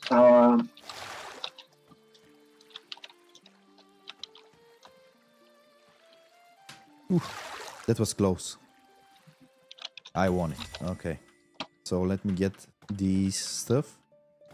This is another lovely spot. And by the way, I was saying, I think Alexander was like, water shader needs to be improved. And I definitely agreed it needs to be improved. But this is early in development build. So it's not the best, but it's also not the worst. I have seen way worse. Yeah. So let me get this. Come on. Okay, nice. By the way, chat, one question I have. How do you feel about the size of the UI? I think it's a little bit too big. How do we feel about this, chat? Should we make it bigger or smaller? How do we feel?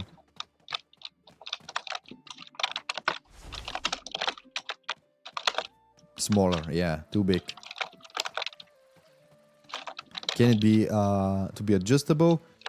For the test, definitely not. After that, we should make it.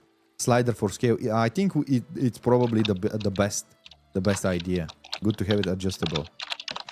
Yeah, that's definitely the best. It's very complex for the UI team. That's I know from my previous experience that it's very complex, but hopefully we do it that way. It really gives a lot of opportunities for people with different monitors and eye capabilities to adjust the things the way they want. Yeah, absolutely. So let me just try to make the chat a little bit smaller so that we can have a little bit of the more of the game be seen. Okay, so can we... Oh, let me take this one. Yeah, I think it's a little bit too big. I think it's a little bit too big, and maybe we can make it... I don't know, is it gonna be... I think it's gonna be easy fix to make it smaller, but definitely for future it's gonna be good if we have the ability to allow players to resize the scale of the UI. Yeah. Especially for those mini games. Oops, oops. Oh, that's crazy fish. To be honest, I really enjoy cooking. For me, cooking is probably... I also like wood cutting and mining. But I think... oh, there are trees. Let me go and cut them. Alex, can you tell a little bit about the situation of which trees can we cut? Because in Scars of Honor, you cannot cut all trees. You can cut only specific trees. Right. Yeah. So we want we have two goals with that. The first goal is to make the trees that you want to cut really easier to distinguish, and we can see this is the whole concept here with the VFX and the quite visible magical element of the trees, and what we didn't want is for the purposes of the gameplay to leave some zones barren. So the idea is to have a control of the resources and to have them really as much as they need to be for gameplay purposes in the game. But this would make the world look really ugly. And that's why we came to that concept that not each tree in the game should be gatherable. We don't want to mix the atmosphere of the game and the gameplay purposes. The one that I'm cutting right now, it's super hard. I don't have the skill for it. Oh, yes. I did it. I just cut it. Oh my god. I just cut it. It's that one is for the next year. You need to have a better axe to have better chances, of course. But if you're really good at the game, you can compensate with skill what your character cannot easily do. So I compensated with skill here. For the really high tier trees, you actually need better tool. It's a requirement. We don't want very early in the game for you to try and play some super hard games. So we have limited that with the tool that you have. So right now what we are seeing is randomly placed nodes so that we can showcase the mini games. Yes. But this is not how they gonna be populated when the players come. You said previously that we are using two methods of spawning. One is the spawners that are randomly placing those on proper positions so that nodes doesn't appear every time on the same place. For those who joined recently, let's form a party and show them let me invite you. Right, Alex T, and show them the playing of the multiplayer node, which is this one. So no, this is just larger larger version. But if you look the other way, look the other way. You just found it. Now, guys, see hacking in action. See hacking in action. By the way, somebody. Gambler, thank you for the subscription, mate. Thank you so much. I need my new MMO in my life. We all do. We all do. Outbreak ends in 10 seconds, so we're still in outbreak. Okay.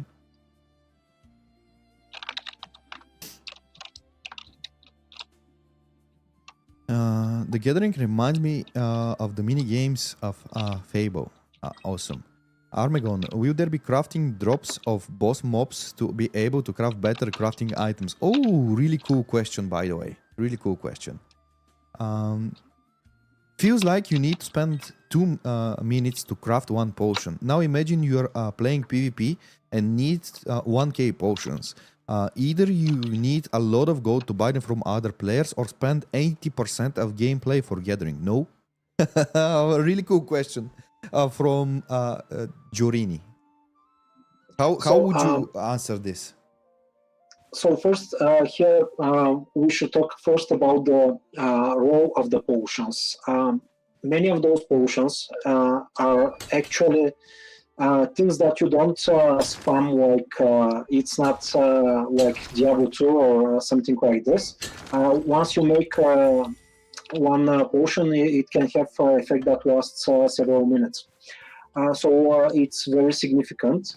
And second, to adapt the quantity that you make. So imagine that you have some quantity requirements for the recipe. Once you make it, you can make 5 potions, 10 potions. We will adapt it depending on how grindy it gets. So we will make sure that it feels rewarding enough. The question is very good because it's a valid concern. If it's super complicated to make a potion that will just give you a one-time short benefit, it will not be worthy for a lot of the players. So we will have to adjust the amounts that you do and how complex is that to happen. Alex, can you come with me so that we can play this one? Now, chat, you can see how the minigame will not start until Alex comes because he is in my party, which you can see over here. The moment when he approves, then the counter starts, and we are missing a translation here, which we need to do. And now together, me and him are going to chop this tree together. See, he can, me and him, we are casting at different times. So whatever I'm ready and whatever he is ready, we both are casting. Come on, Alex.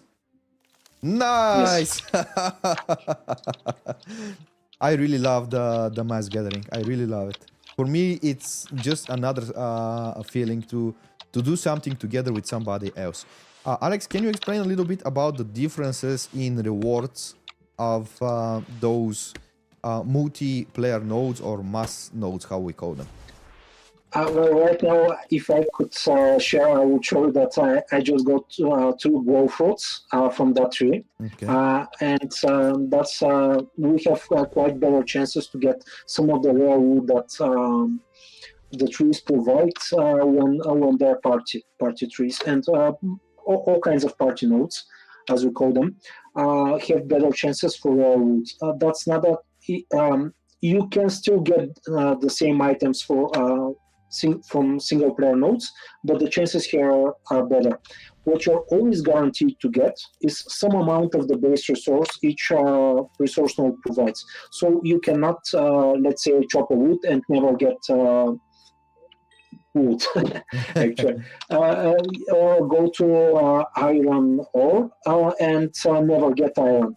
This is guaranteed. You will always get some of the basic resource, but there are a lot of things that those nodes provide. For example, they're not. They're sometimes for other crafts that are in the game. For example, when you go to an iron ore vein, you usually want to get some iron for blacksmithing. But sometimes we get some rare components that are used in alchemy, let's say magnesium or sulfur or some other elements, some magical ones. Or when you go to get some, to chop some wood for, let's say, to use for firewood or for crafting an item, you can get, in that case, I got some wolfwood, which is a rare ingredient. I can make some good potions with it. Sometimes you can get stuff for cooking as well from the wood cutting. Overall, it's there are a lot of rare resources that you can get, and party gathering is the best way to do it. Yeah. So did you get some rare wood?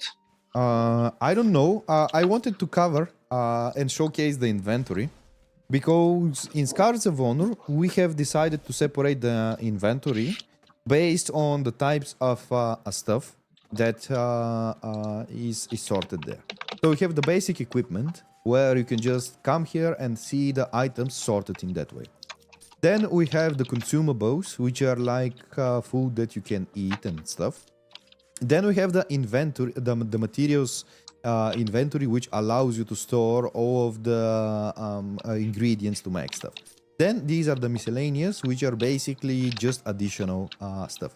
So if you take a look, we have like 5, and then we have like 3. These are like 30. These are like 30 for each type of storage. So basically, right away, we have like 120 slots. So this is definitely not a small amount of a space for you to store things. Chat, how do we feel about this? I personally love the separation, but I want to take feedback as well for the inventory, because I think this was a hot topic that we discussed previously when we had the idea to allow players to buy additional backspace, which is out of question already. You're not going to have that. But today is also a good place to discuss inventory, because a lot of you guys were like, if you sell backspace, which we said we will not, I will go many times back to the main city to offload my stuff when I'm gathering and crafting, compared to the person that have bought space. So right now, the gathering and crafting is shown, the inventory is shown. How do we feel about it? Do we still have such worries? How do we feel? Armegon, it would be nice if the stacks of certain items would be around 100 to 250. Alex, I believe we have the configuration about how much they can stack in the item itself. Am I correct or not? Yes, it depends on the item, basically. This is the simple response. Some items you cannot stack, obviously, things like weapons and stuff like that. They are all unique. But for most gathering and crafting related things, materials, potions that you make, food, those are stackable. Right now, the values are lower, but again, people are probably expecting that you walk around with 50 healing potions, and this is not the idea that we are going for right now at the game. Having 10 healing potions is a lot, huge advantage. That's the idea. But we'll adapt the stacks as we go. Okay. Okay. So basically we can define how much we can set it, and the limit is basically in the hands of the game designers in that sense. I think a general tab with O is important too, with an option to sort and separate. I'm not really sure if you make a general one, which shows everything. With an option to separate, it's basically what we have at the moment. This is the option to separate and see the different stuff and search it. But maybe a search functionality as a quality of life thing can be a good thing. Now, let's do a little bit of cooking. For those of you who have joined recently, let me open up my inventory, go to the consumables, and find a nice cooking spot. Guys, where can we find a nice cooking spot? Where should we cook? Somebody is sleeping already. Who is sleeping? You can always go in the center of the village, yeah. Yeah, let's go there. I want to go up here. Maybe this is gonna be a really nice spot for cooking. Maybe it will have a nice view. Oh, it does. Oh, it does. You know where it's gonna be nice if we go and cook? You see the broken bridge above with the tower? Do you know a route to there? Yeah, I think we will be able to get there. So let me put a cooking cauldron in here, bump up the sounds of the game, and filter only enough materials, which is this. So I'm an expert at greyfish stew, and I will do this again. Let me bump up the heat. Let me bump it up again. Okay. Again. Now, as I said, this is a memory game, which is pretty much 80% of everything that you need to do in this mini game. That was a big boom. Oh, and it became delicious. On top of that, it became delicious. So, Alex, can you explain a little bit about... First, we see the situation where we have the general recipe. The general recipe currently is greyfish stew, but I got delicious greyfish stew. Can you explain how this happened and why? So, in case of cooking, to get a better version of the item, you need to do the recipe as quick as possible. This is quite challenging because taking risks means that you might either put the ingredient on a wrong temperature, or if you try to be too quick, you can sometimes burn the whole batch that you are making and lose the materials. So it's challenging, but in the end, if you try and succeed in doing that, you get better properties of the food and similarly of the potions that you make. And unlike blacksmithing, where you have just basic and improved versions of each item, here for cooking and alchemy, you have 4 different versions. Of course, the expertise also matters. So you need to have better expertise to have better chances of creating higher quality recipes and food potions and cooking. It's not artificial. It's not like rolling a chance. But if the mini game is easier for you, you can finish it up quickly and get the better results. Yeah. Okay. So in general, I think we've covered quite a lot. Let me find you guys. By the way, oh, you're searching for me.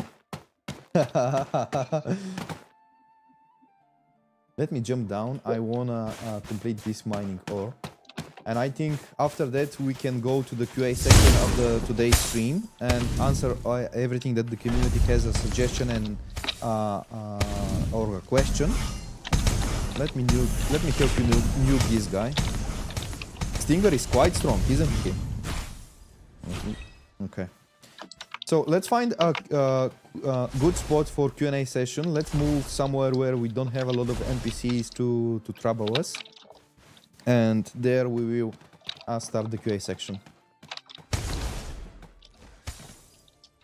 In the meantime, guys, prepare your questions. And let's dive into it.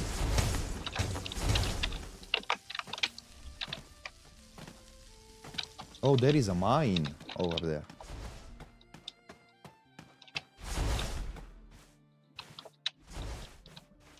Yeah, I didn't place those.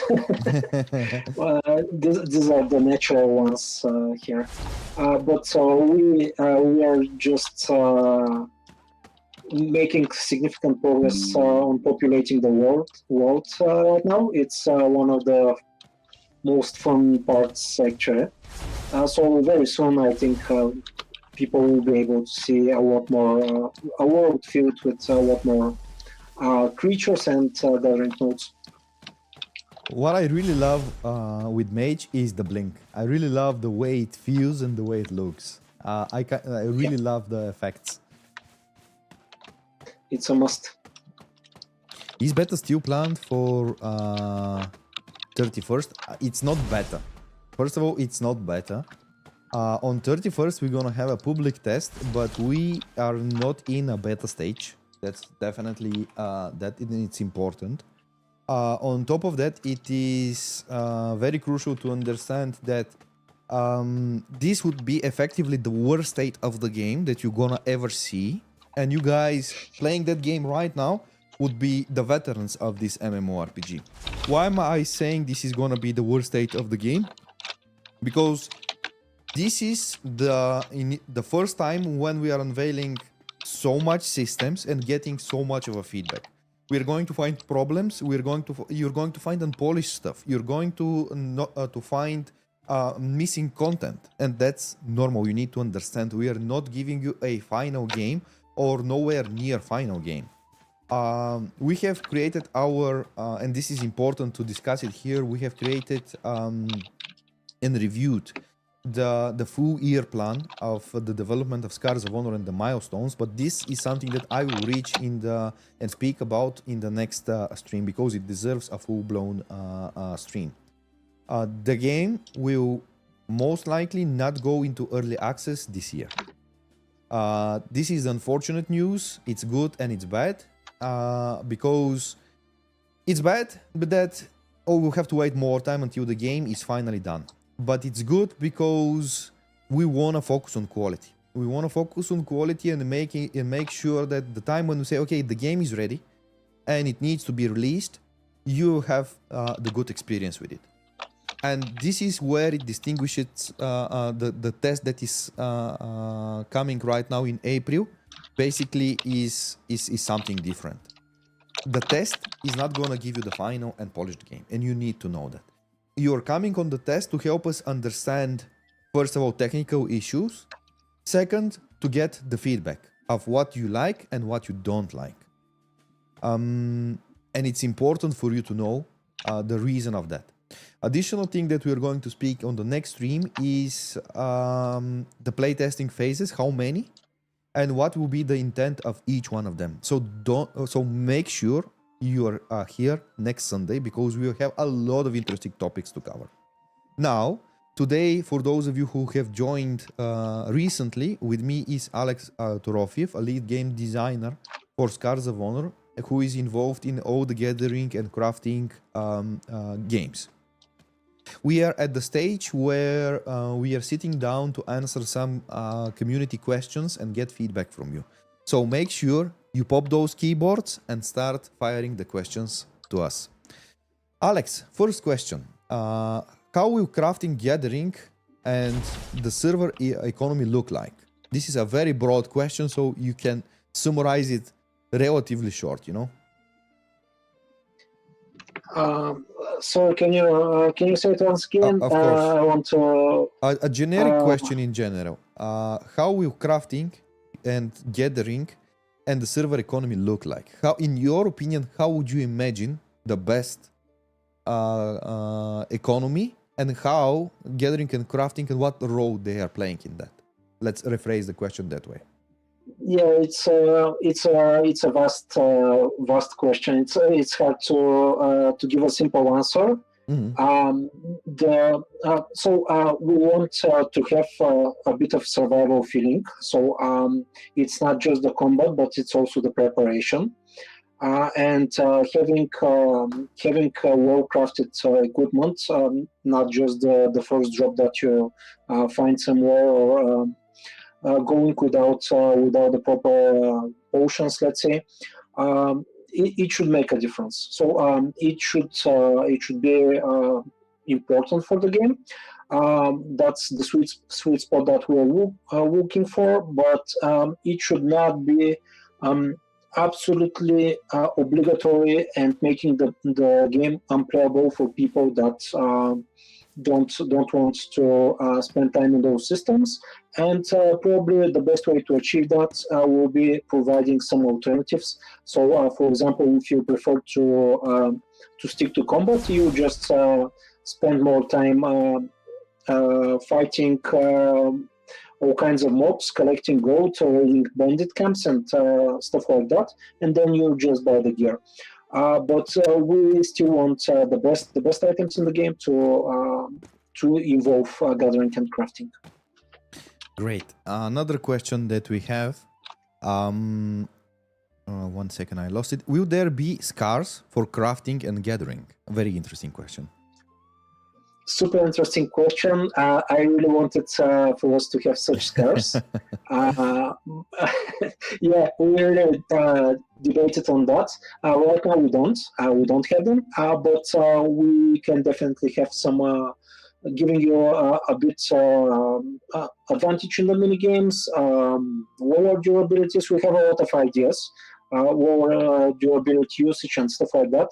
But right now we want to keep the scars to be combat oriented.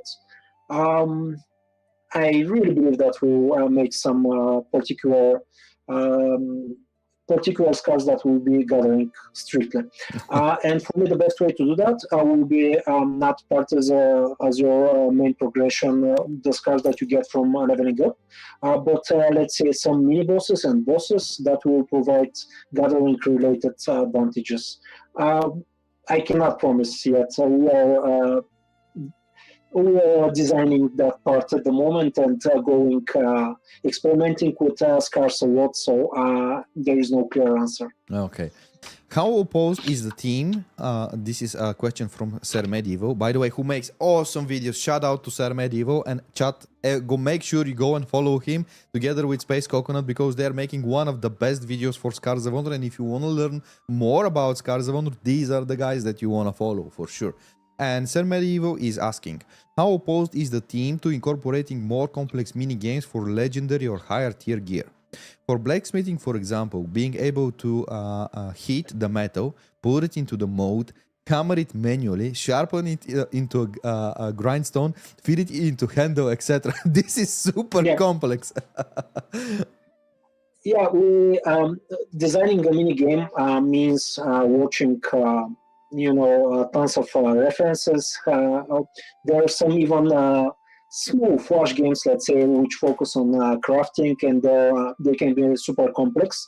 We have discussed these types of mini games, and yeah, they can be some kind of a second phase of that profession.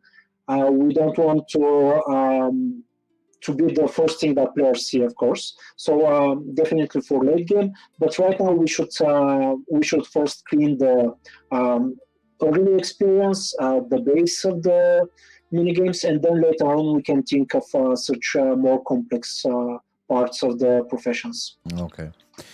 Can you make the crafting gear weapon mini games really hard to make better gear so that way skilled artisans are highly sought after? Yeah, definitely.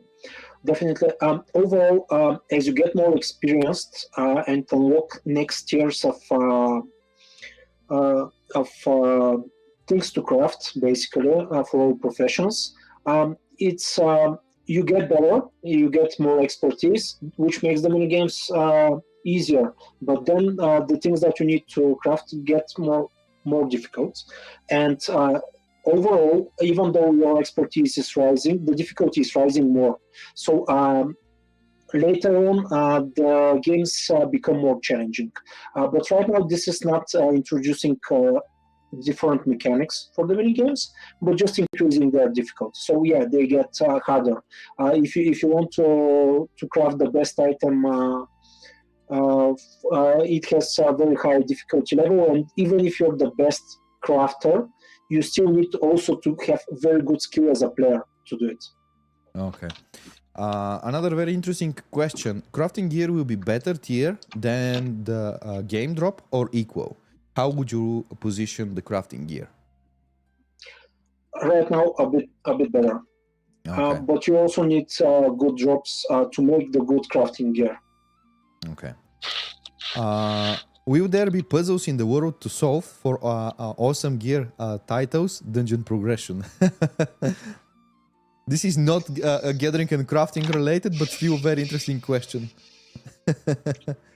Well, we are not making a Tomb Raider game, to be honest. There are some there are concepts for some things that you need to think about and solve for particular quests. But we have not gone deep into that, so to speak. Okay. We have not integrated some more complex environmental puzzles, let's say like in the Batman series or Hogwarts Legacy. You know, there are a lot of puzzles there that include game mechanics, but you need to position those 4 stones somewhere and then do something. Right now we're not that game, but maybe in the future we can introduce more mechanics like this. Great. Will crafted gear have marker marks, such as maker marks, such as crafter's name and when they crafted the item, like a date? Right now, it includes the name of the crafter. Yes, this is something that we really wanted. I know it's a small thing, but it's just kind of emotional to see your gear and who did it. We don't have dates right now. It's very easy to implement if players find value in this. We of course want to keep. Okay. Let me see if you can answer questions while you're fighting. I'm not super good at multitasking, but maybe yeah. Yeah, we can update. Right now we don't have it. Okay. So, just a quick feedback on the gathering and crafting system.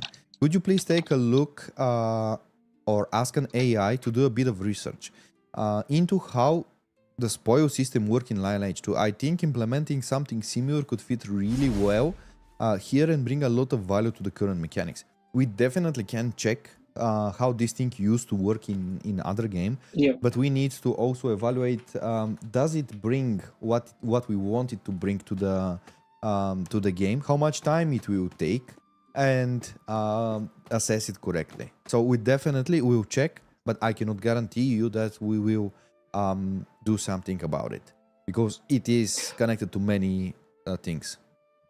No, we will definitely check it. Probably people know when you're doing something like this, a game with that size, not to research cool things that are in other games is not being brilliant. It's just being stupid. We of course need to. We check a lot of other games and how they do things. We try to bring something new from our side and to polish things, to give it our angle.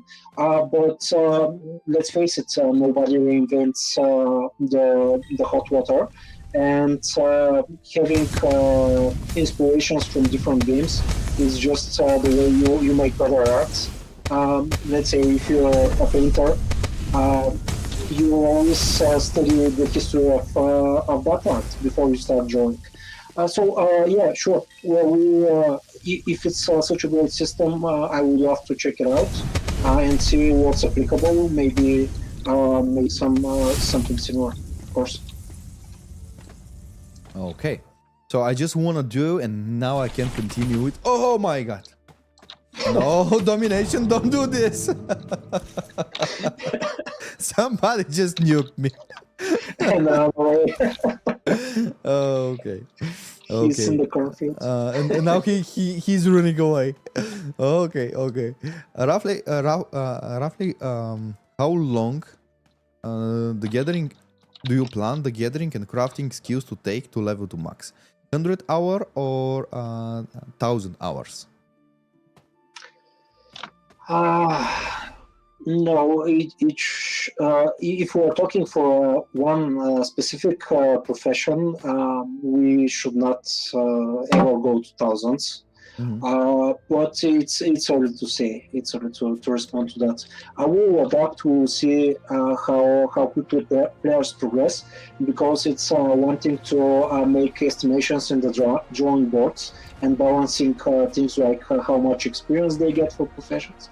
It's a completely different thing when you let players play and see that somebody maxed the game in 3 days because they didn't sleep at all and things like that. So I will just measure values and adapt them and see how fun is that for the players, how long they want to spend in certain mechanics and so on. But I don't think that we should ever go into the thousands of hours dedicated to on one mechanic in the game. Yeah, because it becomes like the central piece of the whole game, and currently we don't think that this is the central piece of the MMO.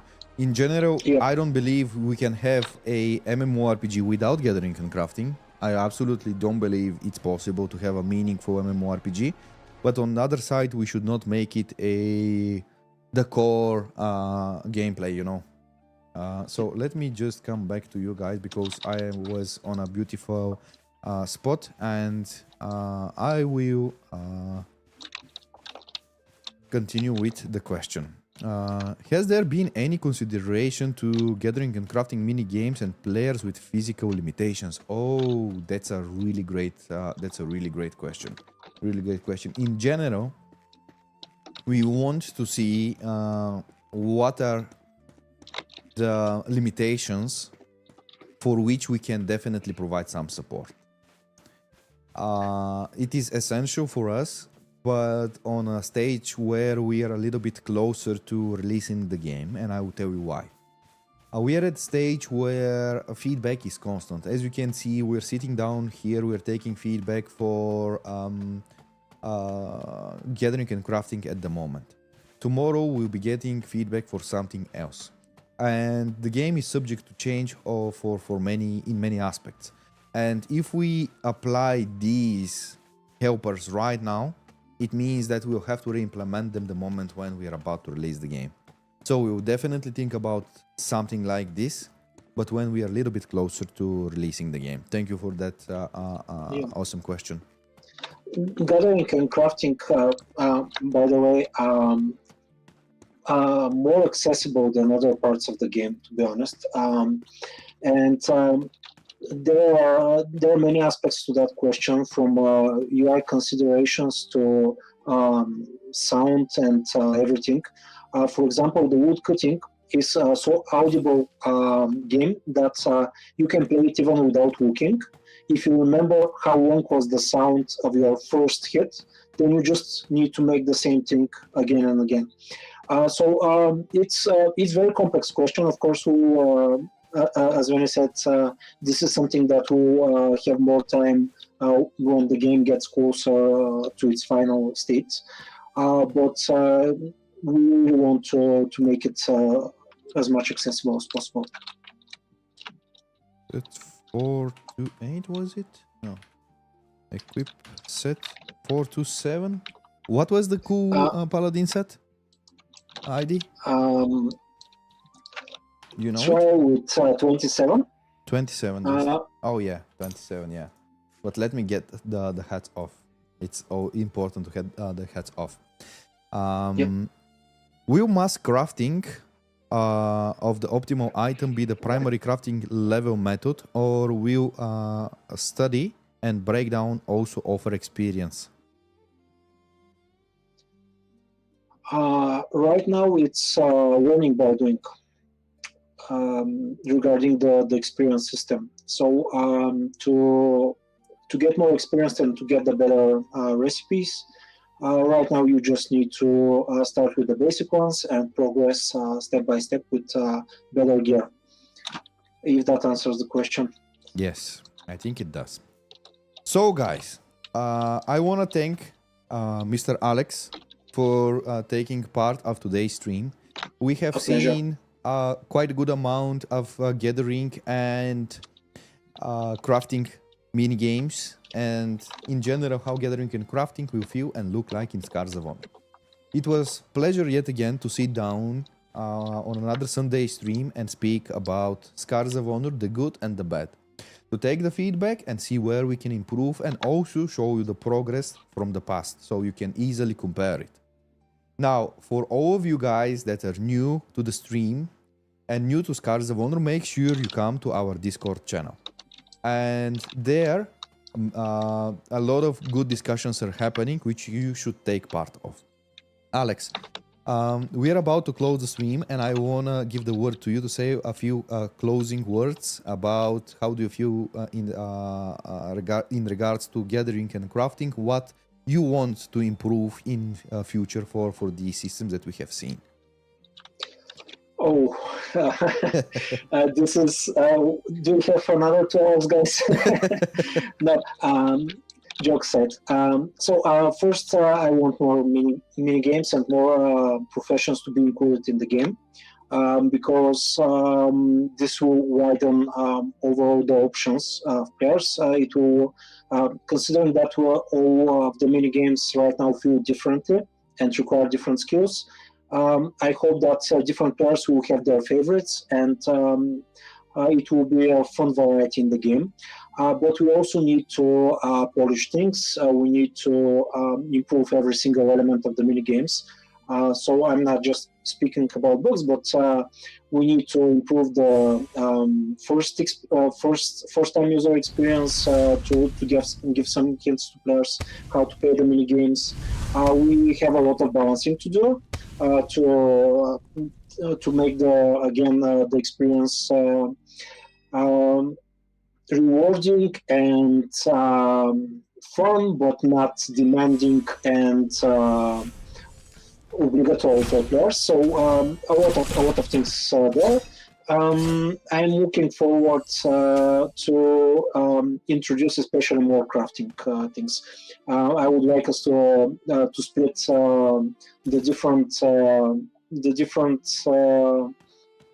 gear that you can craft into not just blacksmithing, but to have some tailoring and some magical enchantments, which is like making the items, but adding additional bonuses to them and tweaking some of their parameters. This will be super cool for the players, in my opinion, but we need to take it step by step. So a lot of plans in future, but these are not promises, guys. Let's see what will make the final cut. Okay, so for everyone who participated in today's stream, big thank you. And big shout out to the content creators that are covering Scars of Honor and helping spread the word. Guys, you know there is an upcoming test, 31st of April. So the round of applause can officially start right now for the gathering and crafting team of Scars of Honor. If you feel like it, you can trigger it in Twitch. Thank you all. It was a big pleasure. Everyone. See you again on the next one. Hark, brave souls, the night grows late. The fire dims, yet dreams await. The tales that told the danger's gone. We all have followed Armegon. The banners fall, the horns grow still. The moon now rises o'er the hill. Scars of honor, battles fought. Memories made and lessons taught. Though this night draws to an end, our song lives on, my loyal friends. Fear not the dark nor closing scene, for we shall gather here again. Follow, follow, follow Armegon. Return again, come everyone. Scars of honor are legend spun. Come back next week, the tales go on. Raise your voices, speak once more. Let the chat resound and roar. Share your stories, bring your cheer, for we'll return the day draws near. 7 nights of fleeting span, we'll meet again as heroes can. The fire waits, the hall shall ring, with songs of battle we shall sing. Follow, follow, follow Armegon. Return again, come everyone. Scars of honor are legend spun. Come back next week, the tales go on.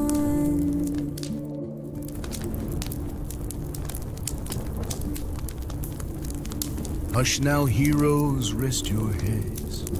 Dream of quest and battle spread. Next week's dawn will light the way, and we shall fight another day. Follow, follow, follow Armegon. Return again, come everyone. Scars of honor are legend spun. Come back next week, the tales go on.